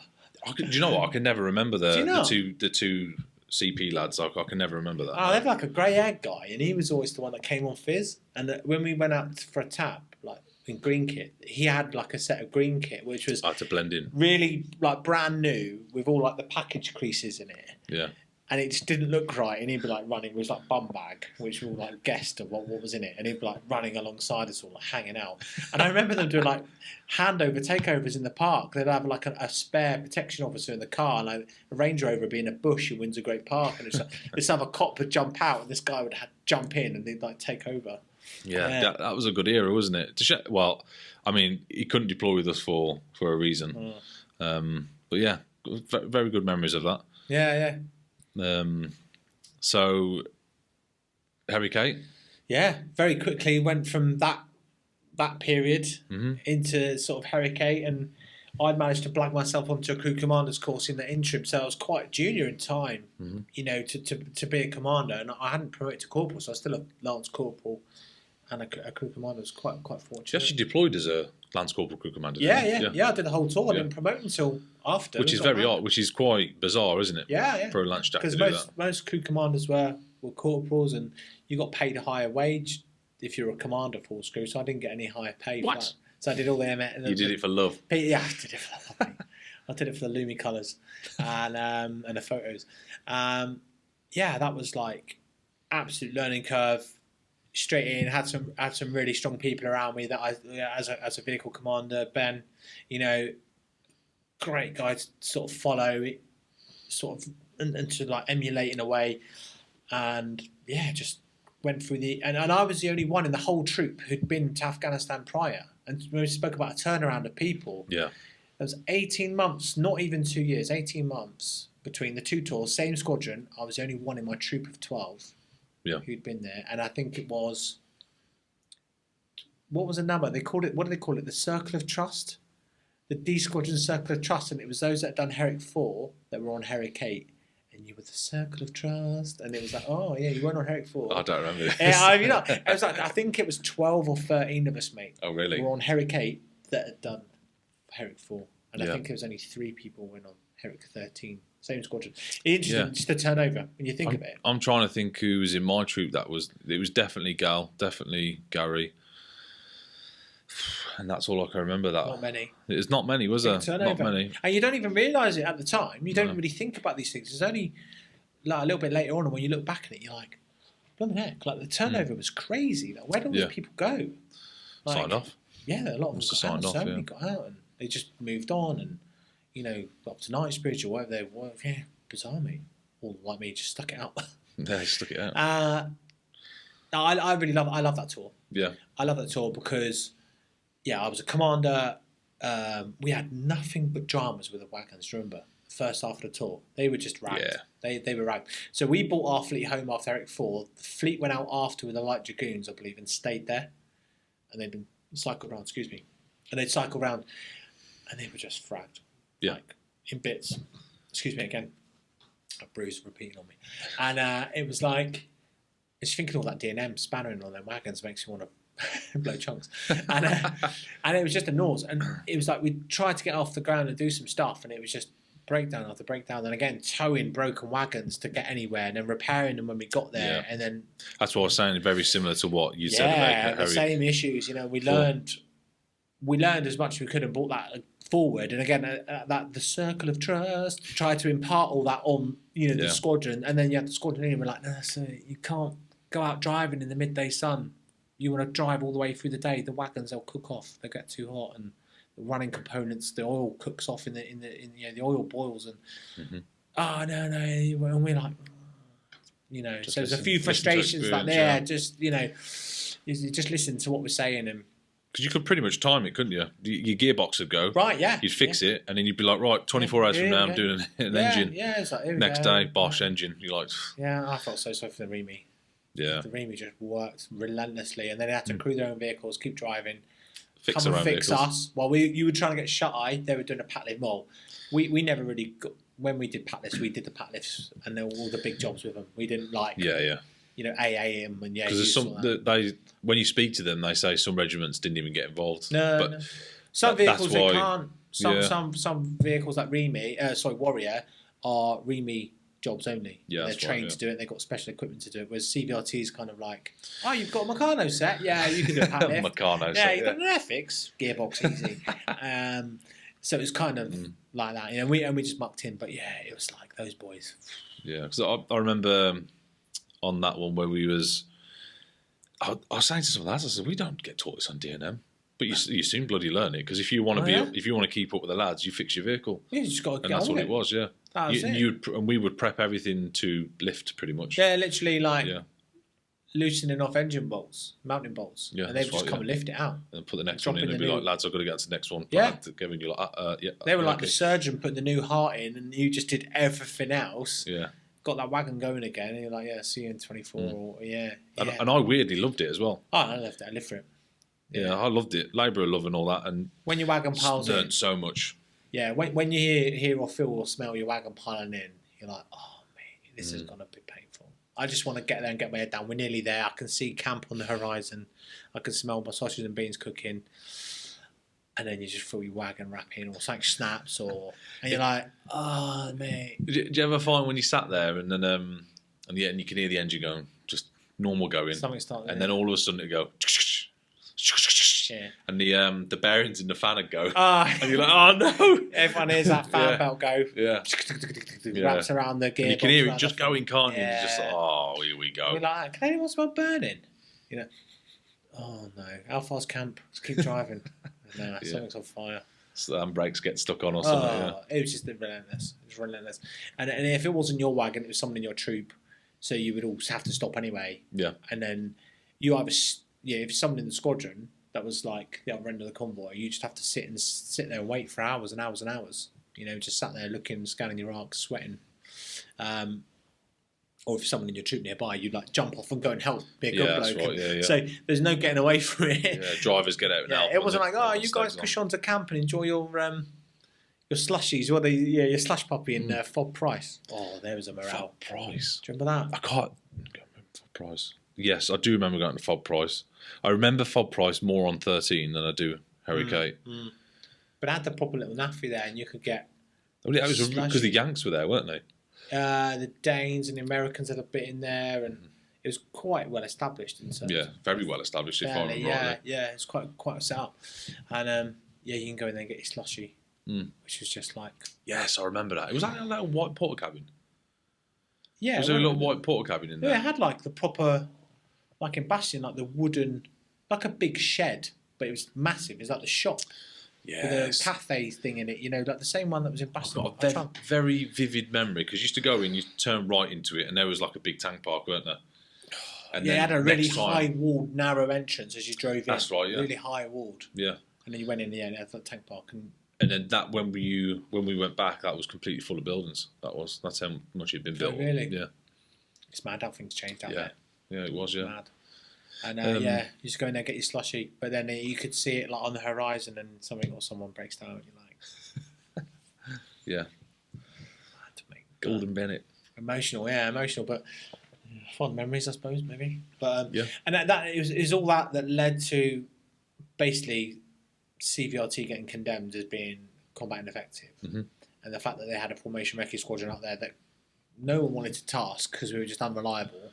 Yeah. What do we do? And that's when they went, oh, we've got these jackals which are brand new. Each one came in an ISO. Do you remember? Each one came in an ISO with CS guns, the lot, like a Tonka toy. Tonka toy. And they were just there. And I think they were going to, I want to say it's 3 para patrols. They were ring fenced for someone who were on Wimmick at the time.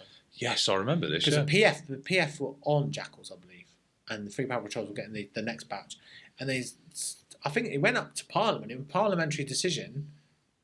What do we do? And it came down. Then they sort of said, give the donkey wallopers the jackals because they know how to look after vehicles, believe it or not. Yeah.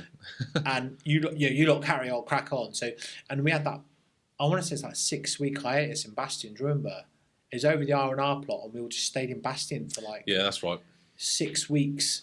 Yeah. It was like endless, and they sent guys back. Re-roll and we had to send guys back to do the Cat C license. Yeah. Remember that? Yeah. My driver went back to do his, and guys were going off doing FAM training back in the UK, and we were there doing weapons training in the PF compound. Gunnery. And it was just really, really odd. And then we kind of all got back kicked in, and my R&R slot was at the end of that.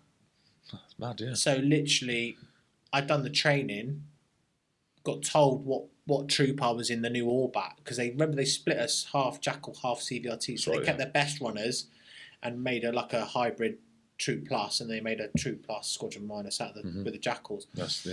And then I came back off R&R, everyone had bomb burst out, and I just got told, when you get on the Chinook, tell the Lodi that you're going to grid. So you're going to grid. And I was like, okay. So I got on there, he was like, where you going? Shouting over there. I was like, grid. I'm going to grid. And he's like, sit down, no boys. And I had like bags of mail like you do. And then literally flew around, did drops all over the bazaars, like around Helmand. And then he just went, grid, you're next. And he just dropped like... Did you have to give him the grid? The actual... No. He knew where to go. Oh, okay. The pilot already knew, but I had to tell him that I was getting off at grid. Oh, okay. Not that was code name. Delhi or Dwyer or where all the other fobs and mobs, He just went, yeah, grid. So he just dropped to the desert, and he was like, and there's like 3 of us come back on R&R. And I'm trying to think if I can remember you getting dropped off. Because I remember I'm sure you had your post bags. Yeah, I had blue comedy, massive blue mail bags, DSAT Bergen rifle, all your stuff just off R&R, so probably still borderline hungover. And feeling like, and then literally in the desert, and the Chinook lifted, brown out, and the dust cleared, and there was just these jackals driving around, and one just came towards me, and it was Toddy. Right, mate? And I was like, so he came in, grabbed me, put me on the jackal, and he buggered off on that Chinook. Sorry, so he didn't lift off. He came and swapped me because he was off on his R&R, right? Yeah. So I was like, all right, cheers, mate. I got on this jackal, never having sat in one, and I was like, what's crack, mate? And I had a Remy boy, Mo, driving me, and he was like, all right, yeah. Mo, yeah. And he was like, off we go. And off this thing went, and it was like, it seemed like it went 1,000 miles an hour compared to CVRT. So I was like, slow down, you fucking maniac. It was so fast. And I had the gunner, what did we have? Like the GMG on the top. And, I was like, this is awesome. The best thing about it was that push button lighter. You could do that 60k an hour, like just lighting fags. You got like CVRT, you like sit in the turret, like trying to light it, and you can't quite fit. Yeah, I loved it. Yeah, bombing around on that thing was just the best. Yeah, we had some we were literally like it's like interceptors, wasn't it? It's like the Afghan version of interceptors. Yeah, that's what it was they like. call it, interdiction ops. Interdiction, yeah. So we were out in the south and eastern desert, weren't we? And trying to stop the traffickers going down to in and out of Pakistan, weapons and drug traffickers and stuff. Yeah, and that's why it reminds me of the that program, Police Interceptors. Yeah, it's just we just literally sat around in a troop box, one guy up, pretty much stood up on the top, looking around like dust cloud, and we'd all just mount up and like race after this dust cloud. Yeah, Mac, remember like doing like 100k, 110k an hour. It was scary. Getting air. Pulling your loomies down. Yeah. Literally watching the link out of my GPMG tin, like slinky out of the Jimpy tin like this, and I'm like, living up with binos, and chasing cars, and then pulling them over, if you can pull them over on a desert. Yeah. And like questioning them, searching them, whatever, and then off to the next one. And so we had quite a big bus, didn't we? What was it? Something like 600 kilo of opium. Yeah, that was can't remember, what was it, 2 Troop? Yeah, it was my troop, that one. There's a picture of that in there, yeah. And they caught that. Was it your guys? Yeah. Was it your troop? I was on. Yeah, okay. I'm in the back of the photo on Top Gun because I wasn't good enough. I wasn't allowed to be in the main photo. Devastated I was. I got in there in the back. I'm turning around like that or something. Yeah, well, you had a black nasty in your eyes. Yeah. Ali Dave. Yeah. So that was a good haul. And that was like one of the successes. Massive, yeah. Because they're all like, you find people with like a little rolled up like handkerchief sized thing, and it was all the gum, the heroin sort of in its just pure opium, isn't it? Yeah. Pure like gum, gooey, stinks. And the guy or guys are like high off the kite, but the Afghans were like, that's nothing. That's personal use. Bearing in mind that the street value was like something astronomical if it was refined into heroin. And but then they found that massive load. Yeah, because it's weird. It just looks like tar, doesn't it? That's the only way I can explain brown, it. sticky, stinky tar. Really horrible. Because that POW, if you can call him a POW, CPERS, I suppose would be the correct term now. He got brought back to Bastion, and I got told, get dressed, get a UBAX on me and the other Rosie. You two get dressed, make sure you look the same, put your pistol on. We got a CPERS coming in. Yeah. Was that a Bastion? Was it? No, we were in. I thought it was Dwyer. Blooming Neck. I thought it was Dwyer because of the gym there, wasn't it? It's one of the fobs. Was it Dwyer? I'm sure it was Dwyer. Yeah. Or was it? It wasn't Edinburgh. I think it was Dwyer. No, you're right, mate. Yeah. Because when we was at Edinburgh, we was all on CVRTs then. Yeah, Edinburgh was that big one out by Sangin. Sort of out that way. Was it? Oh no, sorry, Edinburgh's. Yeah, you're right. Yeah, it was on the route into Muscala, Edinburgh. Yeah. And you're right. It was Dwyer, and he got brought in there, and the poor guy was like, he'd been injured, and he's like, "Oh, you're gonna kill me?" He's talking through the turp, like, that was interesting, like handling that guy, and I stagged on him for a couple of hours.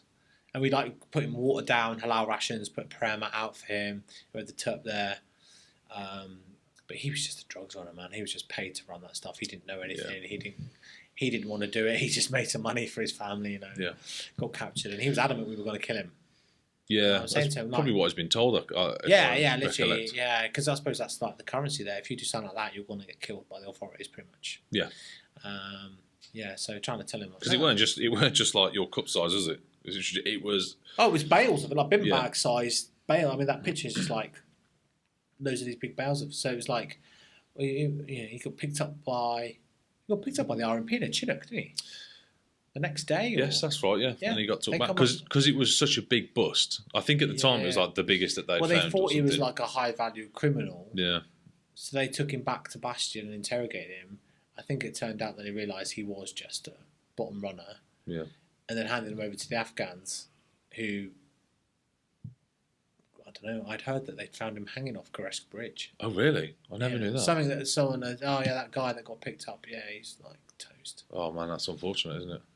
Yeah, it's the way their world, mate. Yeah. It's how they deal with things. We were all a bit like, oh, poor bloke, because over a while I kind of felt sorry for the guy, in a way. But, just trying to earn some... Yeah, that's what I'd heard. Whether that was just, he most likely is. Right, okay, yeah. Or someone had said it with such conviction that may have what had happened. I don't know. Mm-hmm. But yeah, it's interesting tour that. No, I enjoyed it. It's got to come on. We got some good action down there. So it's I think anyone who serves on tours like that, they look back at the action with a bit of fondness, mm-hmm. A bit of trigger time, and you enjoy it secretly and want it again. Either on that tour or later on in life. You're like, you just kind of want it because it's what you like the pinnacle of what you train for, isn't it? That action and driving around doing convoys and engaging with this and observing that is great. It's a recce skill, but actually, to get decisively engaged by someone. Yeah, and actually you have to fight out of it as well. Fight back and deal with the situation at hand. And you learn a lot about yourself. Yeah. It was. You learn a lot about a lot of people. Yeah, right. You do really quickly. You know, like left and right of you, who's worth their salt. Yeah. And some people not. I never saw anyone there and thought, God, maybe one or two. Mm-hmm. But yeah, most people genuinely pulled their weight and did the business, and got amongst it. But yeah, it was good times. Yeah, and a whole other bunch of dits in there, another few hours. So let's unfold the latter part of Harry Kate. Do you know what I just enjoyed it. I mean, I think that I don't know what the percentage is, but a lot of boredom, and then a lot of really good intense action. Yeah, and then the sort of the middle bit of interesting enough stuff and contentment, I would say. Living in the desert in your little desert box with the lads. Yeah, just living out in the sun was never fun, was it? I just remember that, sweating out in your roll mat. Not cool. But yeah, it's that contentment of what you did, who you were with. You were convinced that everyone around you was good enough for what they did, And we just had a great time, doing the interdiction ops and sneaking about and poking our noses and just finding out what was going down, and seeing some interesting sights and I always remember when the Terps went away on Ramadan. They sort of had a bit of time off for Ramadan, and we had to muddle our way through with your sort of language crib card, talking to locals, like not interrogating them, but they're like doing random VCPs, being, salam alaikum, and all the all the language bits. Yeah, it's like it was a good opportunity for you to you tested yourself, try to be better on what you did, and just try and do a good job really, and whatever that was. And then the thing is, in the military, no 2 days are the same, and on ops like that, no half day, no hours were the same, because 1 minute you're a vehicle mechanic, pretty much, the next minute you're, international liaison officer with some locals, and you're trying to muddle through in language or via Turpin because you're the first person to come across this guy, and the next minute you're like some wannabe medic patching something or someone up or whatever. It's just a mixed bag, isn't it, really? Yeah. Interesting. Testing, good times. So in the trigger times that you were alluding to, what was one of the things that stood out in your mind, like, because if I recall quite well, that there was one of the ambushes, one of the few ambushes. Was you Valamin? Yeah. It was that one? Yeah, it was Barmer call sign, yeah. Good. Yeah, let's talk about that. Yeah. So I remember that cheeky little smile. You know what? I've got really good vivid memory. And so is my brother, funnily enough, thinking about my brother. Me and him could spin off dits from our childhood. And my mum's like, and my mum and dad are like, how the hell do you remember that? Like the small details. Yeah. And that, I use that to, like, when I talk about these scenarios with people who were there, especially if they shared an experience with me, I'll be able to nail down the details, and people are like, I don't remember that, mate. How do you know that? It's really odd. But so we were coming, where were we now? Margin hour gap. Yep. And I know this with conviction, and I promised you I'd show you, but I've got the map. I've got my commander's map from that tour. Yeah. It's all still got creases in it. It's still got all the scratches and score marks on it from all the link from a GPMG that landed in the bottom of my vehicle, and I trod on all over my maps. It's all like scratched up, pretty cool. But I've got the map of this whole area, the Martian Hour Gap, known as a snake's head. It's got a distinctive shape. You probably remember hearing that. Yeah. And we were poking around there, seeing what was going on, and we had a wagon was towing. Remember, we had a jackal being towed, right? They went for the VCP, and I'd been out barming. You're right. I was the barmer call sign, so that like mind detecting. Yeah. If you want a better word, with my gunner, and the tow strop snapped in that dip as they came through. I remember. Was this in the water? Was that that one? Was that separate? That's a separate time. No, that was dry. This was completely dry. Dry, sort of, not even a waddy, more of like an irrigation ditch where had been driven as well, sort of trodden route. I'd Valand it anyway, and it was dry, and it snapped there. And actually, while we were there, I just remember hearing that distinct, and I knew it well from Herrick 4. That incoming sound, that single mortar round. And I looked round to Reedy because I was leading. I looked back at him, I could see the vehicles behind me. I was like, incoming or run, or I can't remember what I said, but I just slow-moed it, Yeah. And he just like looked at me, and then the round landed, man. It must have landed like 10, 15 foot from me. Like, it was close. It was, if they were going for me, bang accurate. If they were going for the troop, they weren't so good. But hey, whatever. But it was the other side of the berm, of the sandbank. Yeah. So I know it's close because the bang was like so loud, right? And then you had that of the sand coming over. It was like really, it's all captured in movies really well now. Yeah. And when they see like certain scenes in certain films where have like an explosion, you get that sand come over and then the noise and a bit of an earring. It was exactly like that. So I was like, I cheek that horrid. Yeah. And Reedy was gonna, he was looking at me at said time. So he like saw the whole thing, well, like pano vision, and he saw it like, he was like, damn, that was close. We got pink misted, and not service related. And we just legged it back to the wagons, and it was just a mad one, wasn't it? You know, you remember it was just like absolute gunfight. Seemed initially omnidirectional, so we were firing like south, I think it was, kebab compass out south, and then it evolved. And I remember taking a flanking position. Just now, I was going to get over here, pin down the flank, and I'm just going to like get Gaz to squirt some GMG into that, like the enemy positions, stop any flanking. And they did exactly that. I think they moved round, and we were trying to recover that stuck wagon. We were getting some heavy incoming. They were using indirect RPG fire because they detonate airburst at 900 meters, right? So they must back off 900. Because I remember looking up, a surreal moment again. What I was doing looking up in the sky in the middle of a gunfight, mate, I had no idea, right? Just like behind my GPMG and my Jackal, looking up and just seeing this black cloud, like a flak, from an old World War II film. Thinking, oh, that's going to hurt. Like, if that it would have really hurt. Like, it's going to be a bad day. And then we were kind of isolated on the flank because I kept wiggling around, not wanting to get sort of pinged. And it was just going through, trying to find like enemy positions, watching Trace and in a movement to our front. So I got Gaz on the gun. Reedy on the gun.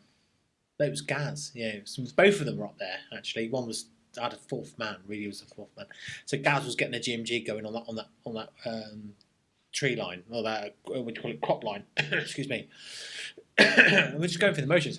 Sorry, was that really loud in your ears? No. I was just trying to put the picture together, but I remember Gaz was definitely a gunner. He was my GMG gunner. That's right. Yeah. So Reedy was my scimitar gunner, but he was on that deployment, my fourth man, because I was a bomber call sign.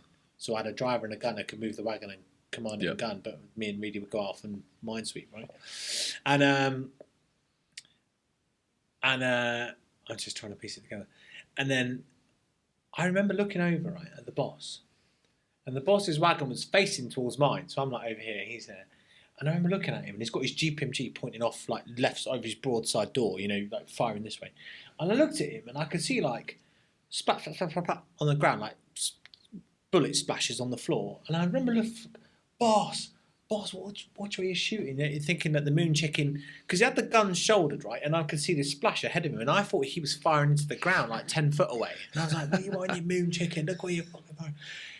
And then I looked closely, and he had his top cover up. He was like dealing with the gun, right, and like reloading it. And these splashes were still, and I was like, wow. Oh, this is it now. Yeah. Oh, yeah, we're proper getting brassed up close now. And that's when I think little Jay got one through his body armour, didn't he? Yeah. Pete got one off his GPMG mount. Yeah.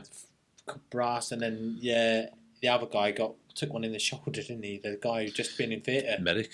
Was he QDG bloke, wasn't he? Yeah, that's right. Got shot in the back. Yeah, got shot through the sort of meat of the shoulder, and it all went off. It was like a proper lucky shot for him though, really. Well, yeah, because it was like a flesh wound, wasn't it? Yeah, straight in and out. Yeah, he was like fine by all accounts, as much as you can be, and it was crazy. And I remember thinking, we need to get the hell out of here. And it's funny, like I was looking at the boss getting all these rounds licking around his wagon, thinking he's monging it. He told me after he was looking at me, watching Trace go obviously it must have been going past him because you can see the back of it going past me and my wagon. I mean, my ECM antenna got shot off, right? The ECM blue antenna just got shot off. But Gaz is like oblivious to it. Like, but he's literally getting PKM fired at us, like trying to take him out, like take us out, and we're just like, you know, like just going through what you do. Yeah, I think it takes a set of balls to stand up on there when you can hear it coming in. But he couldn't. That's the thing. He's like, he didn't really hear it, like the crack thump going past or whatever. I don't know. Maybe it's just so much going on, and there was. So, I mean, what didn't help is I pretty much deafened him, or nearly blew Gaz's head off when I got off and fired a 66. And that's another daft story, and I wish someone had filmed it, because in my mind, I like heroically dismounted, grabbed the 66, brought it to action. You know, because there was a compound that they were moving around into, like a low stone wall compound. So I thought I'd get some into that, you know, jobs are good and, you know, back for tea and medals. My driver tells a story, right, that I went to get off the wagon, jumped off, but my headset was still connected, right? Because I had, you know, in the flow of all the action, I was just like, so I'm like hung up by my headset, cursing at the thing, unconnect it, wrestle with the 66 which is behind my seat in the driver's seat, wrestle with it, get it out, like completely like fapping, and then I stand there and like read the instructions, like is it Beverly Hills Cop where he does that and he's like, you know, extend tube, like raise sights and whatever it is, and I do all this and I like whack this round off. And I look around and the jackal's like, not immediately behind me. I took a couple of steps forward, but the angle wasn't great. And like pretty much behind me was Gaz on the gun. And I look around and like, Gaz is there going, aha, holding his ears. Oh, mate. And he's like, you fucking, sorry, swearing, but he's like, you fucking dick. Yeah. And there's a maintenance panel and the jackal just goes, and I was like, oh, mate, what have I done? And I was like, cool. Like, this is what my driver said how it went. I just was like, cool. Like, you know, just drop back in the wagon. But, you know, not my version, what I hate to see. Yeah. And by the end, you know what? By the end of it, well, we peeled out. Do you remember, like, we like tried to break contact with a stricken wagon. We had a casualty. So we're like, let's just peel out. It was a tough one, wasn't it, to get out?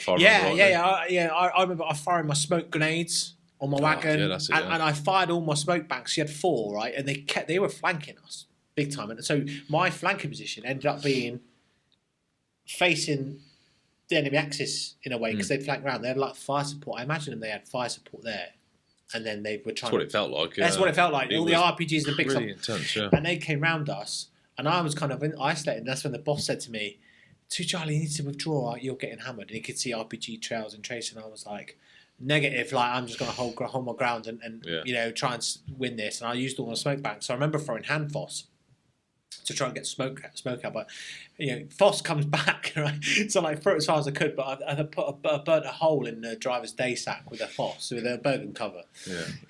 But with red foss, and he was like, "Careful, what are you doing?" And yeah, we pulled out of there. A sort of leapfrog. Me and Shagger's wagon leapfrogged out of there, and we cleared a HLS for your man who got shot. And broke contact eventually. Yeah, it was like a wild one. I can't remember how long it was, but do you know what? I don't know. I have no idea how long it was. I want to say it was probably half an hour. Yeah. But do you know what? Do you know what was really weird?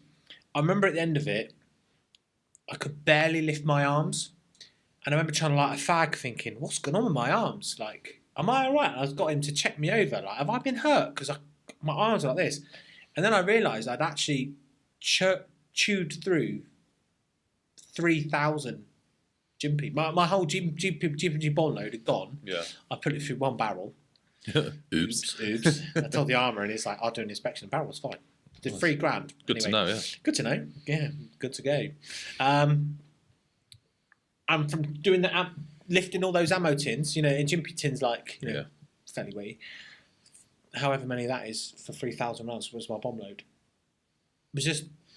From doing the barrel change and moving the gun around and all that, my arms were just frazzed. Yeah.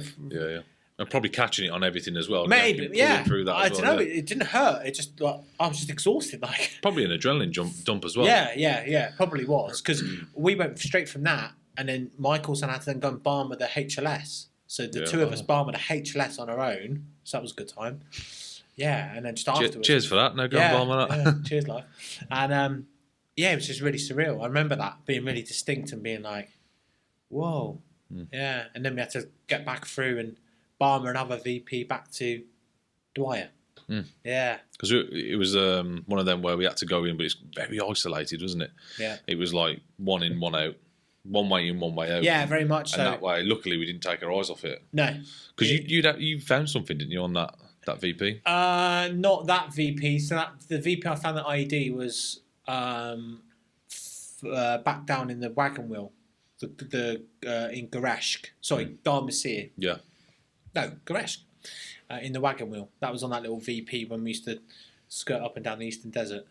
And I barmed at that time from the IED. And we've been through there a few times. Yeah. So yeah, that was interesting times. We had to stag on that for 30 hours, and EOD came out and blew it.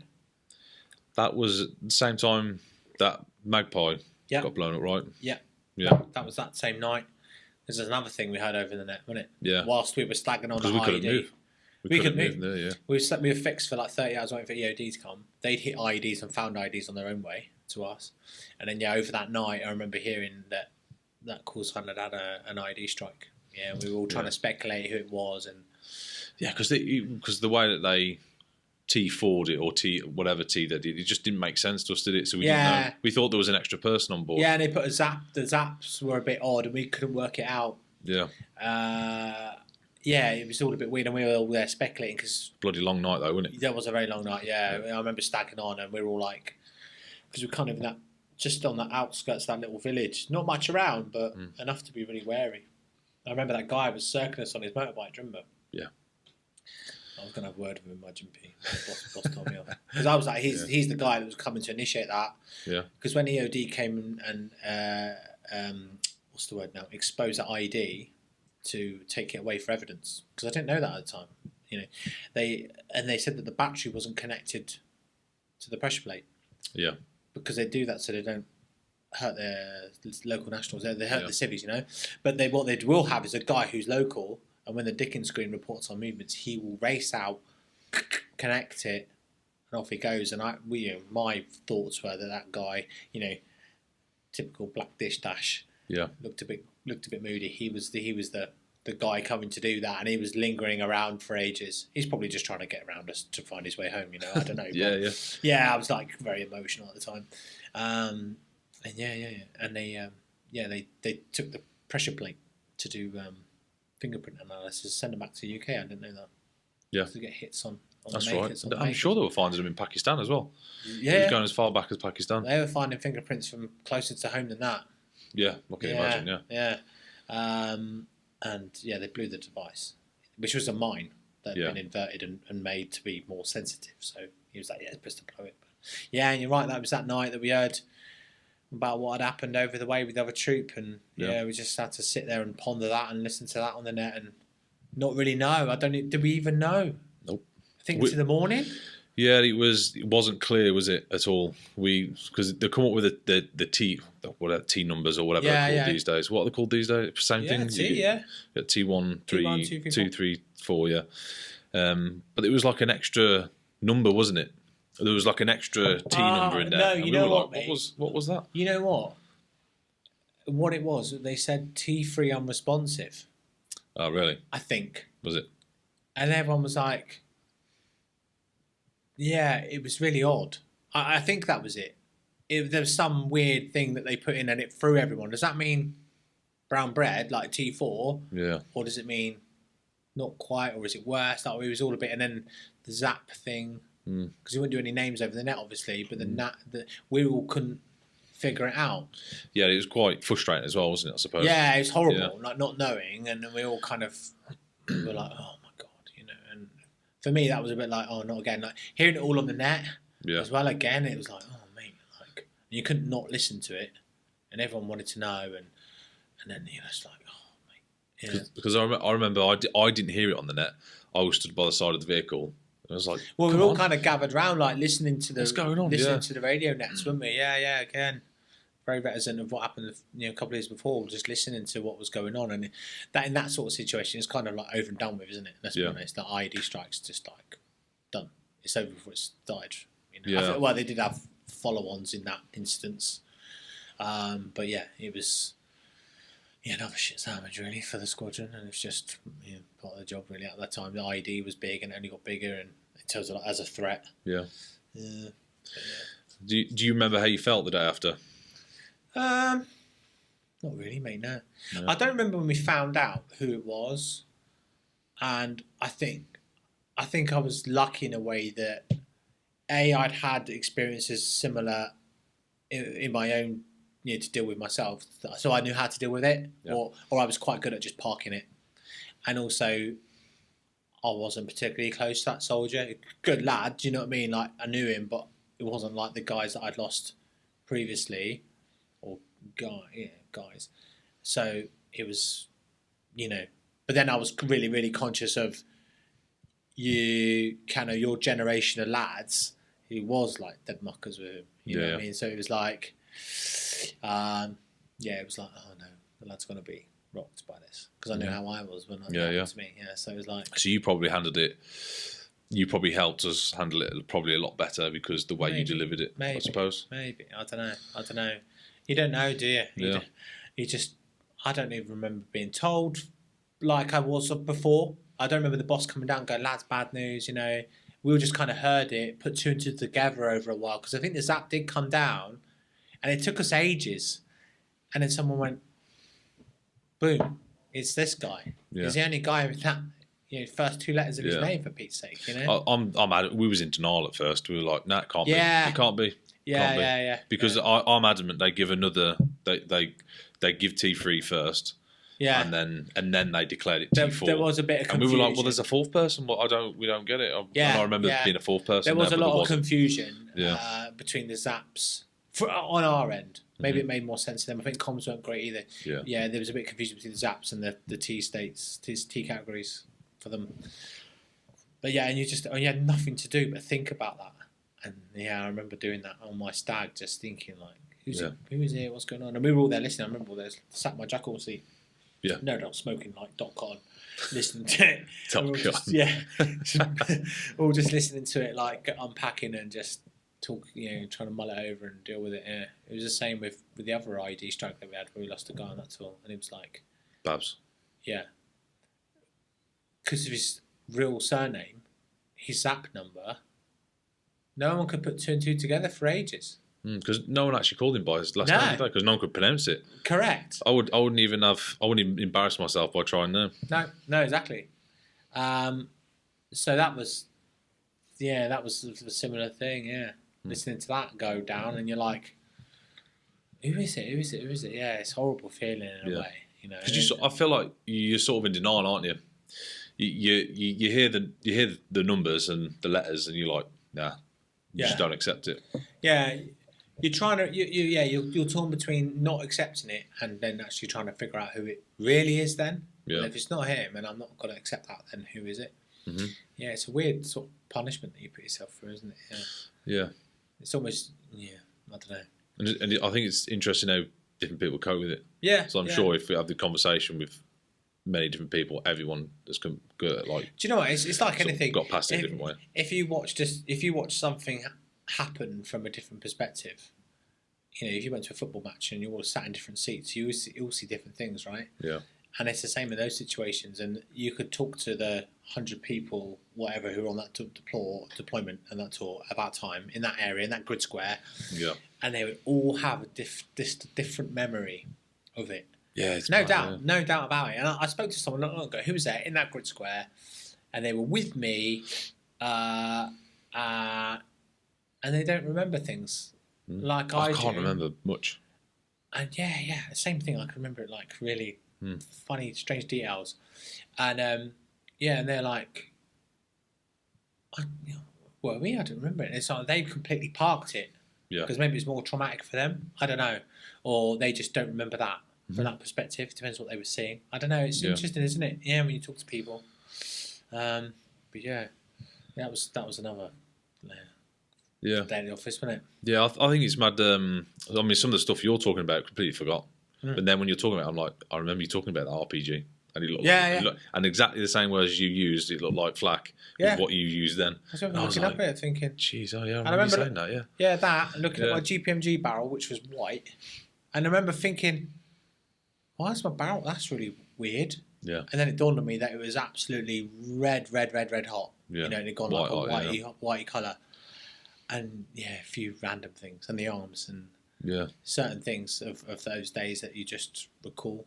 I remember, so that day that we were just talking about there with the other ID strike, my troop sergeant's wagon had broken down, so he'd commandeered mine. He cross-decked me off and taken mine. So I was in the back. I think it's a Sergeant Major Spartan, and I think it was one of the Spartans anyway. So I was at SH at Squadron Headquarters when that IED strike happened, the first one in essence, and round by Mount Doom. Oh yeah, I remember. Yeah.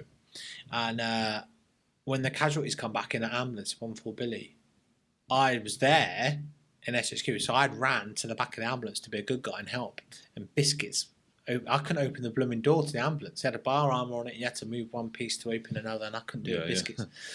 And I remember I pulled out one guy on a stretcher because it had like bunk bed looking stretchers, right? Yeah. And I got them out, and there was like he had an oxygen bottle between his legs, with oxygen on, obviously taking in air, but stuff between his legs. He had like 2 sleeves of fags, and I was just like as we pulled his stretcher out, like wheeled him along, and the lads were taking him and running him off to the Chinook because their Chinook had just landed on, right? And I just looked at seeing these sleeves of fags, like. All right, yeah, like it's weird how you just how you remember that little detail, just taken, because it really stood out. It really, it's really there. The detail. I'm thinking, why was he taking them away? Yeah, He'd get loads of them. he's got his priorities, but yeah, absolutely. He must have been like, give me facts. Was that the driver? No, the operator. Okay, yeah, I know those. Yeah, Yeah, the operator. I think it was the operator. Yeah, and it was just bizarre. That's mad. You remember tiny little details. Yeah, there's loads more to that. I remember everything. I can literally, there's not. Do you want to unpack any of that? Yeah, I mean, unpacking it's just a case of like, I was the first to back an ambulance. We opened the door. Well, Brownie opened the door. I opened it, and it was just 1, 2, 4, 5, 4 or 5, 4 grown men shouting in pain, having just been blown up. And you don't know what you're gonna see. Like you open that door and there's bright light in there, the medic's in there, and he's doing a blinding job, doing his thing in there. And you're like, how the fuck has he kept his stuff together on that commute back? Bumping around the back of that wagon. And you open the door and it's just shouting, and everyone's just not screaming in agony. It sounds dramatic. They're just man groaning in pain, Yeah. And you're like, and rightfully so as well. Well, yeah, 100% right. Yeah. And then you're like, where do we start? And then I'm like trying to get these stretchers out, and I'm ragging these things out, and they like come out at an angle and then pull out, and it's the turb, the oxygen bottle and the cigarettes come out with one guy, and then there was the driver who was quieter, who was in a lot worse way, and then the terp who was like really badly injured, but there was no blood or nothing, it was just. Again, you try and mentally prepare yourself what to expect, but I think by not overanalyzing it prior just means you get on with things, don't you? You just deal with it as you go. And I just pulled these people out, and everyone was like in one piece, and moaning and in pain clearly, and on oxygen and whatever else, strapped down. And we just got them all out and got them straight, and they literally went straight onto the Chinook. Mm-hmm. Yeah, and I remember the smoke that got thrown for the Chinook was purple. I don't know why I remember that, but I remember seeing it, thinking it's just really all colour that stands out in that environment. It's just like purple. Hence why where'd you get purple from?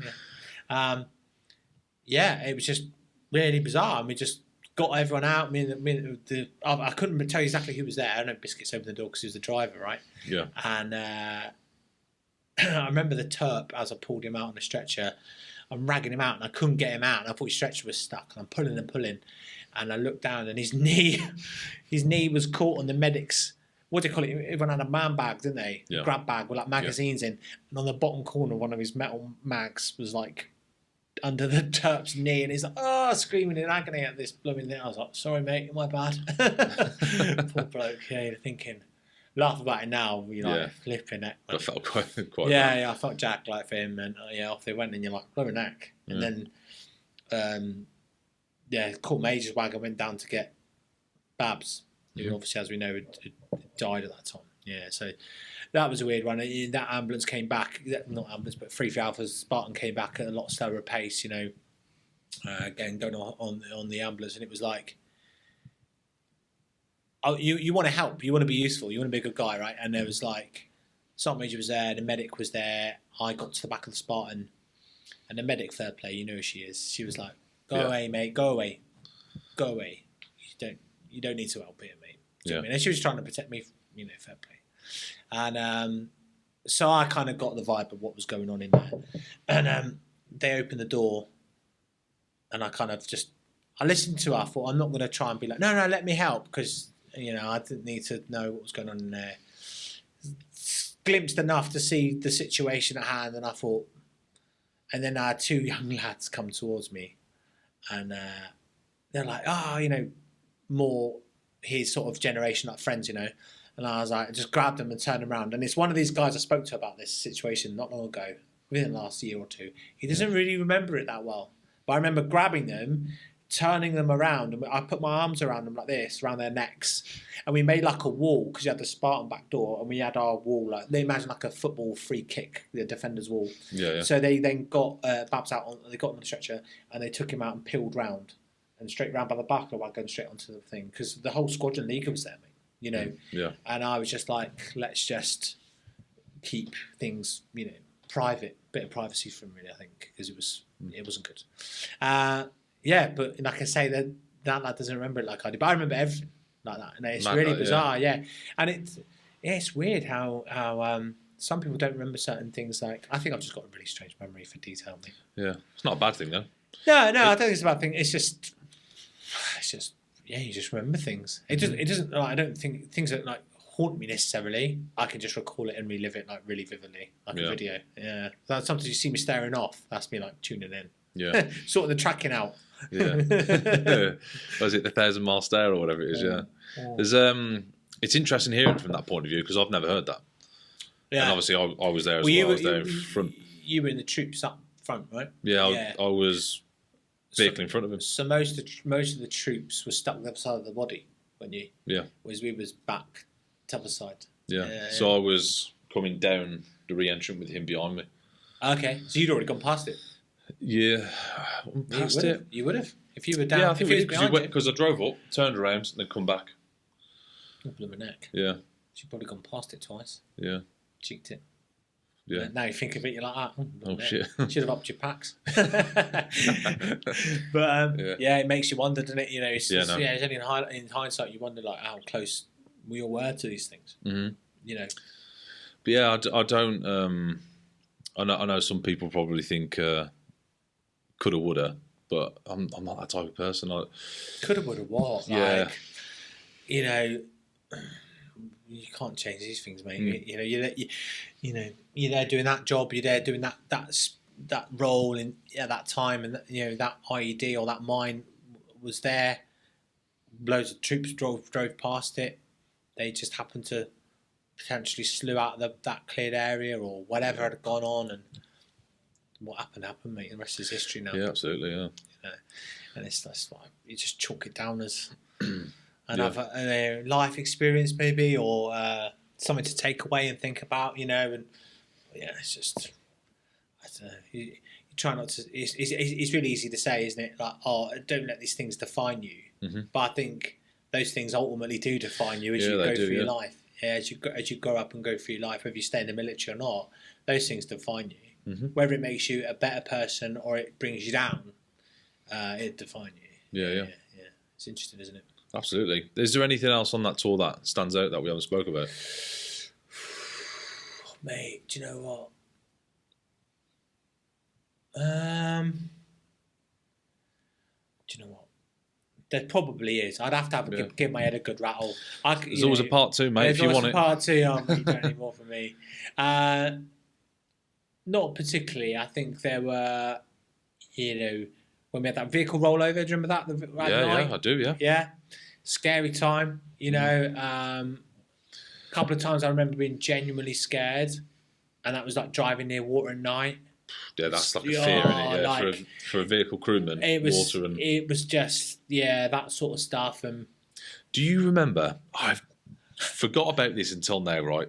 Do you remember when we recovered... Oh, I know what you're going to say. Go on. I know exactly what you're going to say. Go on then. But you might bring up another story. Yeah. That wagon, and they dragged it back through the town. And we had to walk through the town, picking up... Do you remember pushing the wheel behind it? Like, no, mate, because I was walking around, walking along. I'm sure we were pushing the wheel, though. Because the wheel, it was getting towed, but the wheel snapped off, right? The rolled over wagon. Yeah, because we had to get back before first light, didn't we? Sure. And we were going down... What was the town outside? It was Fob. It wasn't Dwyer. You had the other one, Delhi, the little bazaar outside Delhi. Mm-hmm. And I remember, mate, they not long fitted the solar-powered light lampposts. Do you remember that? Yes, and it was really weirdly lit up, wasn't it? Because that was very gloomy. It looked like a fake cowboy town, like a film set at night. And I remember walking around with my LLM on now and again because we were walking behind the wagon that was getting dragged. The wheels had fallen off like a clown car. The doors fell open, and it was leaking. It was leaking grenades, mate, and GPMG link. And then I picked up a 66 off the street that had fallen out of the wagon because it was just like shaking kit everywhere. And I was like 66 on my shoulder. There was like LLM talks on like that. Oh, grenade. Put it in my man bag, and it's like. Yeah, we just followed. Is that what you were going to say? Yeah, we were following it down, and I'm adamant someone, or it was in me, pushing a tyre. Like, we were pushing a tyre because it come off. Yeah. And we couldn't leave it there because we were they only used it outside against the fob. us. The fob wasn't far, right? Yeah, about 200 metres. Down that street, yeah. I remember, like someone like wheeling this big jackal tyre down the high street. It was like... Yeah, that was quite a surreal experience. Yeah. That whole episode there. That was mad, wasn't it? And that was protecting... wheat. Was it wheat? Yeah. So you're right. Yeah, that was a big grain convoy. We took up the eastern side up to Lashkar. Mm-hmm. And you had the ANA police, AMP with us, with the blue flashing lights. We're like, knock that off, like not really tactical. And that's we had the rollover, and then all that episode after, Mate, when we got to that, I thought he was gone. I thought he was crushed. Well, he was just cheeked it. Well, he cheeked it. Cheeked it in a sense that he's still alive. But injured. Yeah, scary that one. Same medic again. Awesome. Mm-hmm. Yeah. Really good. Definitely, yeah. And across the net out there. Yeah, I think, certainly, and then money out there and more. Yeah, absolutely. I think we take the piss out of them to some degree, but then they definitely show their worth in places like that, don't they? Yeah. Unreal. Like, you said earlier about looking left and right at people. On like your pre-deployment training, you look left and right at your medic, and it's like, some little lass from the Midlands or some tall, skinny... Yamming off. Yeah, yamming off. Or some tall, skinny North Londoner, not me, the other medic, gobshite. Yeah. And you're thinking, what have they got in their locker? Like, what are they all about? And then, when push comes to shove, and they are there, like, getting to the front of it, like, to deal with your guys and stick it back together or whatever it is they're doing, they're just, like... great people. They really were. And we had a medic on Herrick 4 who literally used his Medbergen. So there was a mine strike on a para Wimmick, and he used his Bergen to throw in front of him, jumped on it, sort of where it had landed, so he knew it was safe, and then threw it again. He literally used his Bergen to clear ahead of him the ground. There's a film that, no, isn't there? Is it called Kajaki or something? No, so it wasn't Kajaki. I know what you're saying. The similar thing happened there, right? But it was... it's a different time, is it? It wasn't the Kajaki... The same time, yeah. The same talk, but it wasn't Kajaki. It was somewhere else. Okay. Interesting. Women got blown up. And he was doing that. He'd come out of our ambulance. He was our squadron medic, and the ambulance commander got him as far as he could. The squadron leader screaming out on the net, stop, because we thought there'd be more mines and IDs, or mines. Yeah, and the medic got out and did this with his Bergen all the way down, like to get to the casualties. And you were there as well, was you? Yeah, I was sat in my driver's cab. This was on Herrick 4 now, so I'm literally watching through my vision block. Yeah. Oh, well, I watched this Wimmick go up, just like backflipping, yeah, and come down, and the crew just like fell out of it. Yeah, that was like, that was a shocker. That was. It was like blooming neck. And then the medic did all that, and it was like, what a stud! Like, what a stud! How were the crew? Various states of, lower limb. One of the crewmen's quite a well-known disabled veteran. Yeah. And yeah, like I say, my situational awareness at the time was as just a young lad driving, But watch through that vision block. Watch that go up. Yeah, literally watch this thing. We do because they were in Wimmick. Like, they've been told, let the armour go through, let them lead through the VPs, let us take the flanks. But the Wimmick call signs kind of was like, we're just going to cut our own detail and we're buzzing around. And that's when this thing just went, to watch a full-on Wimmick, like, backflip through the air and the crew fall out and, all the its gubbins falling out of it and land. And it was like, all that happened. Yeah, wow, that was big. Yeah. And then, and then nothing else happened after that. It goes really eerily static and still and serene, and then there's just like hubbub of like action there, and as people try and deal with it, and then you got the one medic or a handful of medics, one or two of them, just trying to deal with this absolute catastrophe, and they just do like a cracking job. Yeah, he's there, like he was putting in trachea, jobby, cutting airways and all this stuff in, like instantly, like that, like he's probably like dossing in the back of his wagon 10 minutes ago. Yeah. Like just chilling out, probably eating a pot noodle or sweating out, smoking fags. And next thing you know, he's doing a tracheotomy on some young guy in the middle of the desert. Yeah. And like, what a guy. Like, to pull that, have that in your locker all the time, just pull it out and like, here you go, Bosh, and save lives. And then like, next guy, save his life. Yeah, and like, amazing. Yeah, I think most of them lost lower limbs and brain injuries and all sorts of horrible stuff. Yeah. So there's another day at the office. Yeah. And the thing is as well, though, it is another day in the office, isn't it? Yeah, it really is. Absolutely. It's bizarre when you put that in. I've had conversations with civvies that, who, how do you do what you do? And, I couldn't do what you do. And I'm like, you could, because I can. Yeah. We're not superhuman. You could do it with the relevant training. To a point anyway. But it's all up there, and it's all about, you just cope with it. And I think, it's like, when they ask, how do you deal with it? And you sort of have a little look back, you think, I don't know how. Yeah. You just deal with it. Even you saying that now, it's like... No one can put I mean, the first thing I'd think about is I wouldn't want to let anyone down. Like the person to my left or right. You don't even think about that at the time. No. You just do it because you just do it. I know, at no instance have I personally ever thought, I need to act and do this, or I need to go and balm with that, or I need to go and clear this thing because of that. It's just the greater thing. I don't know, it's just a calling, and you just know what to do, and you don't necessarily think. Some people do go above and beyond and go and do some, absolutely crazy stuff and get some recognition for it or whatever, they all not. But yeah, it's mad. Mad. It's a mad business we're in. So, coming back from tour and having your last two tours as they were, what we just unpacked there, did you ever feel that you made some type of mental sacrifice and had to come up with some coping mechanisms for anything? I think I learned from the first tour, and I was slightly older then, so I knew not to just get on the slush like for that 2 months after. It didn't help.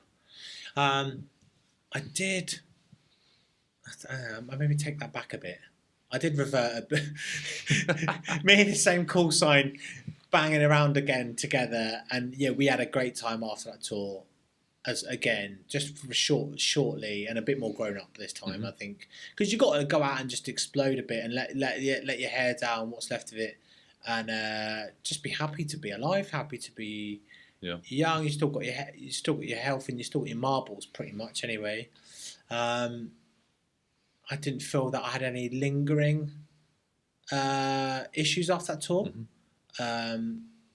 It was gutted to lose more guys on that tour, but again, you just went back to work after leave and just cracked on. You had new guys again, and you just, all right, lads, let's get you shaped up. Ready for the next deployment. Yeah, and ready for your next thing. And it was like your next thing in your career as well was like, it was a little while after, went off to Phase 1 Instruct, I've obviously been promoted to corporal, then I've gone and done skill arms, so went off to Phase 1. So it was like the next step, and you just kind of park that. It's like book closed on that one. You remember the words of the story, and the pictures, but you just move on, and that book's there. So something you said earlier, which I thought was a good thing, and if I may, I'll bring it up, is you found it really easy to box it up. Yeah. and put it to bed. And Yeah. speak about if something bothered it, then if something bothered you, then you would then talk about it. Yeah, and yeah, then box yeah. it back up. So Yeah. So the way I imagine things is like a scenario would happen, or whether it's low level or like the tour as a whole, or a period in your life, whatever it is, I will just compact that into a package, and it's just there. And I've got a physical box, like a physical memory box. Heroism. I've got like an old shirt that's like see through, but that's the physical representation. But I've got like the emotional version, which is like invisible, obviously, and lives in the attic, and yeah, it's just there, but it's not locked up, and it's not me hiding it away. So when people come and talk to me, or I see people who are on that tour, I'm immediately ready to throw it out there and bring them in on it. And sometimes I think it's great to sort of, as you know me quite well, I use humour a lot in any sense, in any way I can. So I'll see people who are on the tours with me, and I'll be like, hey, do you remember when we were on XYZ and XYZ happened? Because I've got a good memory of certain stuff. They're like, you know what, I never remembered that. And it opens up their box a bit, you build that link, and then it can evolve how it wants to evolve. It's like when lads had a drink. God, it can go west, or it can go emotional, and you've got two blokes outside having a cry outside. And you're like, what's up with you two? It's I just took my good idea. Don't worry about us. You know what I mean? And it's using that information that's in that box, but then putting it away and just start filling the next one. With good and bad. Yeah. And it's there for a period of your life. Since I've had children, it's like a big bloody box. Your life is just consumed with their like crap and awesome and the busyness that children bring, especially when you have two close together. Whereas all the other stuff's just out of the way. Yeah. And sometimes it comes up, and there's stuff like you'll get a memory or stuff on the telly. For some reason, I've been watching a lot of Ross Kemp in Afghanistan again. Oh, really? Yeah. Nice. Really good program, by the way. Like really random, really good program, and that was all filmed around. He was mad doing that. Well, some of it was filmed on Herrick Cape, right? Oh, was it? Yeah. Oh, yeah. No, I remember it being there. With the Rangers, and that right. We're out with the Royal Irish on our tour in the Paris, and I was like, I've been watching it again, and the missus said to me, she goes, "Why are you watching this again?" Yeah, because she's like, "What are you on? What's going on with you?" And I'm like, "I don't know. I just love it." Yeah. That was the time in my life where I never felt more alive, more defined, more living up to my potential. I think I was a commander, vehicle commander. I was like going out doing the thing, and that was in that period. And I wasn't doing what dismounted infantry were doing, but where they are, I was. What they're doing, I've done. Yeah, blah, blah, blah. So it's kind of like. So you had some serious purpose, essentially. Yeah. I really felt like as a fairly. What was I then? 23-year-old Lance Corporal, vehicle commander. You thought your dogs, think you're swinging deck, didn't you? And it's the best time ever. So I think to go full cycle and watch it again, not exactly, but near as you can. Yeah, that box does get kicked back close to you, and I start thinking, and then me and the wife will talk about certain things. She understands, and she'll be like, not like checking on me, but she's like, "Oh, you was around there, weren't you? And you know this." And yeah, just letting that box come and be opened a bit, and then just leave it there. And if it simmers, and sometimes we talk about things, then it's just like, cheers, Ross, and then change the channel, and that box just gets pushed away again. Yeah. It's like you have your fill, and then and meeting up with you, meeting up with other guys. I met up with a few quite recently over the last sort of year.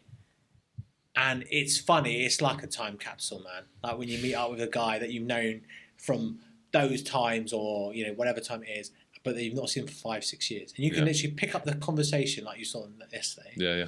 And I think that's the best thing about being in the army. I do. Absolutely. You pick up the phone and you're like, "Hey, man, me, you've not spoken to for 10 years. Who was I talking to the other day?" And they literally said, "We've not spoken for years, but it's like we spoke yesterday." I'll tell you what it was Shagger. He's in our troop. He's in our troop. Not spoken for years. Me and him are tight, and he's been out, 10 year, 12 year, and me and him just randomly spoke last week. Feel good? Yeah, like he was like, "Man, it's so weird talking to you," but it's like not like, "How are you? What have you been up to?" Just back in, like we're still. Like I saw him the other week down the tank park. Really funny, really surreal. And again, the box is there And I think, some people who left soon after those things, they struggle the most. As much as escaping from that whole thing might seem like the way forward, for me personally, I think staying close to that box, keep referring to the box, staying close to that box helps you keep it alive, but in a good sense. Yeah. Because if you move away from it and you've got no one who understands what's in that box, no one's got their own stuff to talk about, no one can share that experience with you, what do you do with it? Yeah. I don't know. If you tried talking to a civvy what you're talking about with me, I think it wouldn't. They couldn't comprehend it, yeah, mate. they'd just be like, I don't think your average sort of member of the public would really understand when you talk about, dealing with emergency situations and the life and death side of things, especially. Only like the police, ambulance, fire would get it, And in my opinion, they deal with it more than we do on a daily. Any shift, and bear in mind they're at home 1 minute, on shift the next, dealing with a fatal road traffic collision. Yeah. Whereas we train and go on a specific block 6-month tour, deal with all that crap, and then come back and not have to deal with it for a long time. Because they don't have that luxury. So I think they deal with it worse in a way. But yeah, the average Joe public, I think, would be like, that's what I mean. They said to me, how do you do what you do? How do soldiers do what they do? It's like, someone's got to do it. Like, yeah. Someone's, we're not superhuman. Mm. It's interesting. Yeah. I think you've pretty much nailed that question. The psycho evaluation on like your average soldier at the peak of Herrick tours. If you got someone into like psychologically evaluate, people can't even say the word. There you go, says a lot about me. They would be like, you lot are mental. Yeah. Like, I agree. Yeah. To some extent, like, or you've just got some mad coping mechanisms. How are you taught this stuff? I don't know what they think. They might just be like, no, you've got gallows humour in it, I suppose. Yeah.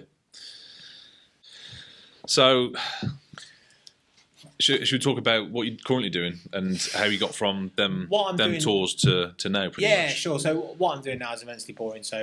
But I'll go back to my other glory days, as when I went into sort of being a section commander at Phase 1, which was the most manic 2 years ever. Yeah. If you fully invest in that job, it's so like time consuming, and it consumes you in every fibre. But it's brilliant, like the most rewarding job. And you had all these people that were joining, and you say to them, well, why'd you join the army? And they're like, because I want to go to Afghanistan and fight the Taliban. And you're like, fair one. Like when I joined because I thought Action Man was cool and I wanted to play with guns, right? Whereas these young men, we didn't have ladies where we were, so I'm not excluding them. They weren't there. These young men that we trained were like, yeah, I literally want to go to war and do what you did. Mm-hmm. And you're like, fair one. Yeah, fair one. I'll buy into that. And you really put in 110% with them. Yeah. And because you knew that they would join your regiment or others like it and go off and do that. Yeah. Obviously Herrick was on the not so much on the wind down, but it was kind of getting that way. And unfortunately, many of them would make it out on tour. Some did, some didn't. But it is what it is. But that was really cool, and it was just intense. And I've always recommended it to like people. Go there, you'll see the best and worst in people. It bring out the best and worst in you. You think your tours are hard work, but that is really hard. Like in a different way completely, but it's just testing. Yeah, like many people all at once coming to you for answers. Yeah, is like having 45 kids, and they're like, some of them are older than you. Like I had a guy who was like 32, literally at the cusp of age cut off. Yeah, and I was 24, 25. He's like asking me how to like fold his bed sheets. Can I show him again how to fold his bed sheets? And that was you got to wrap your head around that real quick and just go on with it. Yeah. You took that job with a lot of pride. I did, certainly. Yeah, I can imagine. Some great job satisfaction probably come out of that. The arse end of that. Honestly, like to see those people pass off the square, like when they passed off. I know it's really a bit cliche, but it's absolutely true. And it's always funny. I never forget, like when you do pass off, you go into the NAFI. And the families are there, and all the like your recruits are there. You're having a pint with them, just a sociable pint. You're like, yeah, all the best, and you pop smoke. We used to go on a froth in Cambridge straight after it was cleaning. Anyway, And the families always to be like, oh, thanks so much for what you did for little Johnny. Now he's not such a bell end. Now he's a semi decent guy, whatever. And he had a couple of parents, right? And I'll never forget this one. She was like, how have you done it? What did you do? And I'm like, what? How did you get him to say please and thank you? I was like, what do you mean? So, always brought him up. So say please and thank you, and he wouldn't. Just like young teenage lads might do. Like, Mum, what's for dinner? Oh yeah, whatever. Here's your dinner. Grunt. Whereas, and I was like, well, if you didn't say it, he would just get revved off. Yeah. And I would say, make sure you say please and thank you. They just knew to be polite to us, but we were polite back. Yeah. I might say, horrible swear word tirade. Please empty your bin. FCB. Yeah. But do what you're effing told, please. And that, I suppose that carries on. I said I don't know. I said I can't consciously tell you. But she goes, you've changed him in so many ways. You probably don't even realise. Yeah. I was like, mad. Well, thanks for telling me that. In a way, because and again, it's what you know on the surface that you're doing. I teach him to handle a rifle. He passes his weapon handling test. I could see that, but the fact that the mum said I've changed him as a person, your manners was a scratch at the surface of what she explained, but changed him, wholly. It was like, oh, yeah, fair one. Yeah. It's funny, isn't it? Yeah. I suppose that's the different side of the job satisfaction that you would never hear about. And then now you've heard it, it's like, wow, that like you just said, just goes a bit deeper than the surface of what you covered with him in training. And I think that's the depth and the layers of being a soldier, or not just a soldier, but serving in general in the military, is you're not just a person with a particular set of skills, without stealing Liam Neeson's lines. Yeah. The depth to it, in the way you conduct yourself, in the most part, is all there, and it's all part of that engineering process of becoming a soldier. You could say it's indoctrination. The way you conduct yourself, the way you carry yourself. Yeah. And like I did to you earlier, we went out for some food, right? And I went into the pub. I took my hat off. Yeah. And then went in and I sat and ate my food without a hat on. Now, that's not just a military thing. That's an old school thing that everyone used to do when they went into a building. They would, because everyone wore hats back in the day. And that carries on in the military, or it did do. Yeah, pretty much has, doesn't it? But civvies, you go anywhere now, civvies are wearing hats or baseball caps. They won't take them off. Yeah. It's not a thing. It's not even it doesn't even register to them that that's not normal, or it's not normal, but it wasn't socially acceptable years ago.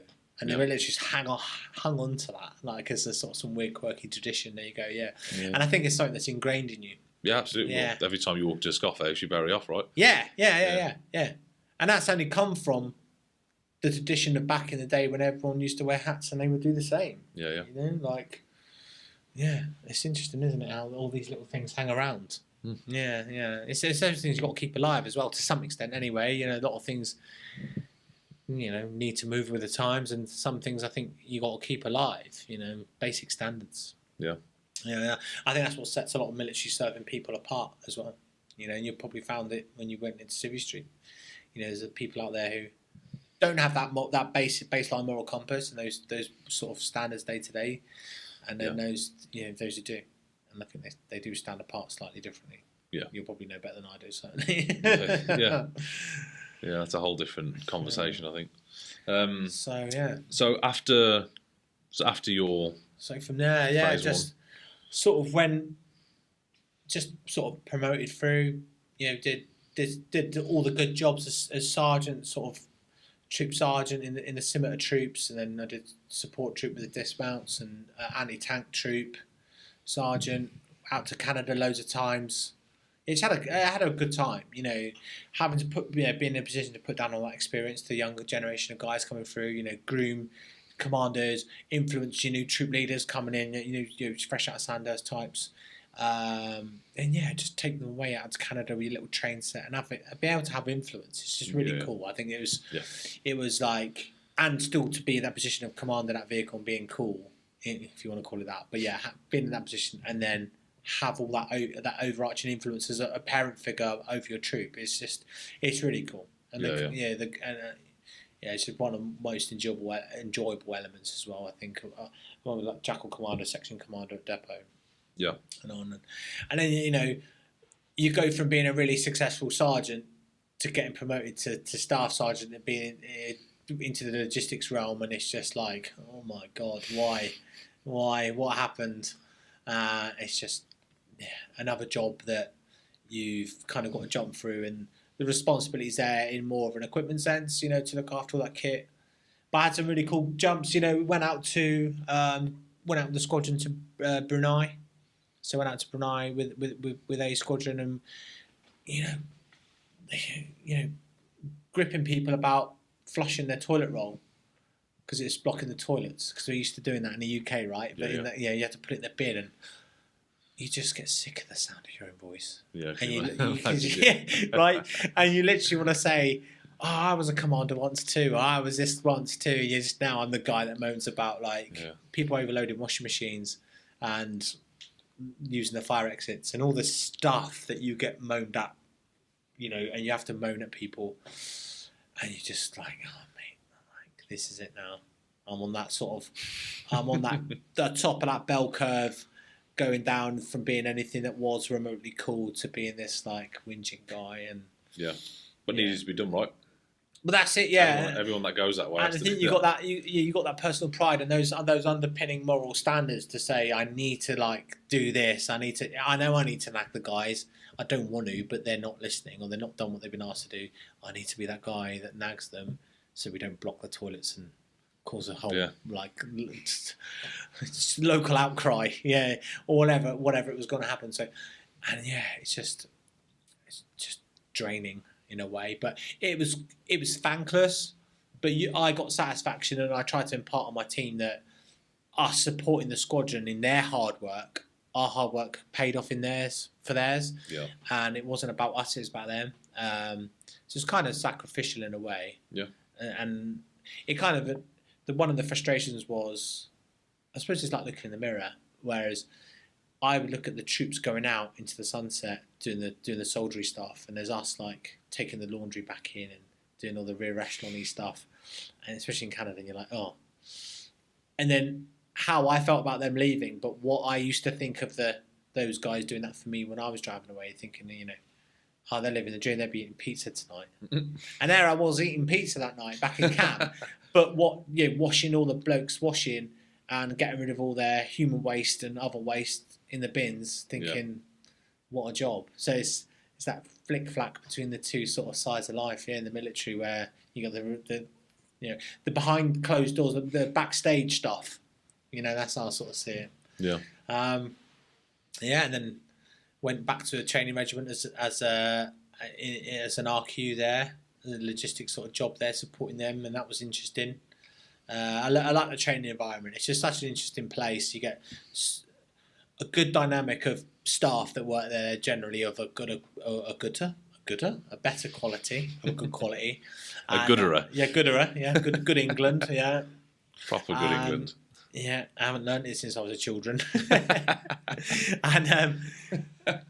And you're working with the recruits, and it was great because when I was there, we would have all the household cavalry recruits coming through, and we were getting female recruits coming through, then household cav. So I was acting as the sort of unofficial head of arm for household cav, because we had an armour corps point of contact, but he wasn't overly familiar with cavalryisms, So I would go out and meet their platoons, and advise them on their next phase, next step, and that. It was really cool to meet them and their motivations to join. And a lot of them wanted to get involved in the armoured side. Some of them wanted to do the ceremonial side of things, which is cool. Yeah. So that was really interesting. Yeah, and it was the sort of place you, again, slightly thankless, but you could make change. Yep. If you wasn't sort of idle, you could impart your change. You were treated with respect as an adult, and you could get on and make significant changes. Yeah, and you could see the impact of that on the training or whatever it is you managed to achieve. Yeah. Get different rations in, because they just had the same rations all the time. So I was like, let's just order the different ones. And so just little things like that which were breaking people, especially the section commanders were on, exercise all the time. And the poor guy told me he'd been there a year, he had the same ration pack, the same 2 or 3 ration packs for every exercise, for every intake for a year. And he was like, oh, man, I'm just snapped. was like, please. I was like, dude, like, you should have said. I got like, we got like a whole lot more. And I spoke to the ration guy, and he's like, oh yeah, we'll just demand the other half of the type. Basics, right? Well, Surely. Well, mate, when you've worked in an environment for a certain part of the MOD that can work in those jobs for 10 years, and you've done it that way for 10 years, and no one's told you differently. Yeah. You can get away with it until someone like me says, hang on a minute. Excuse me. And they're like, why are you coming and changing stuff? Yeah. To make it better. Yeah, because people are literally fed us with you. Yeah. And I went from there, got a quite a rare opportunity to work at Army headquarters. That was completely unique, and I didn't know any warrant officer or anyone who'd worked at Army headquarters.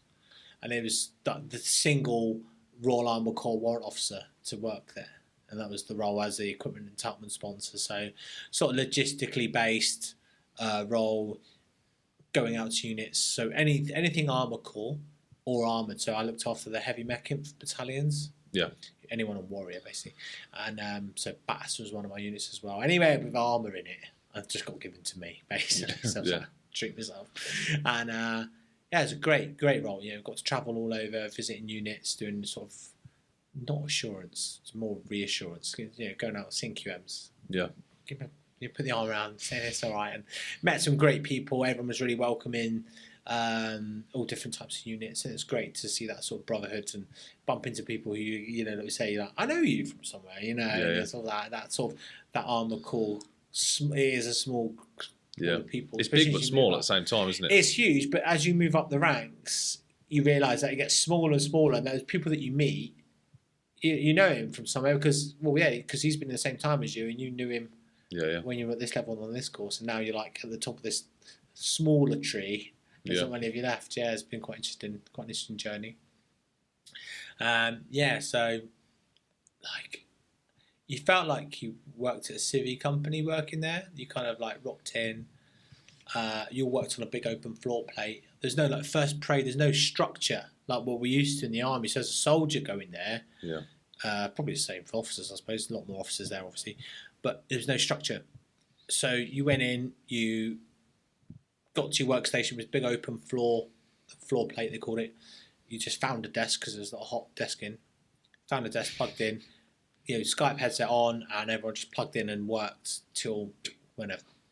You wanted to go pick up the kids, people would go and pick up the kids, log on at night at home if they wanted to, or it's a completely different world than what we used to. Sounds mad. Sounds interesting though. At the same time, it was great. Adult. It was great for me at the time. It was great, and I got a lot more time with the kids, where we're seeing the children, and just having a bit more of a normal life.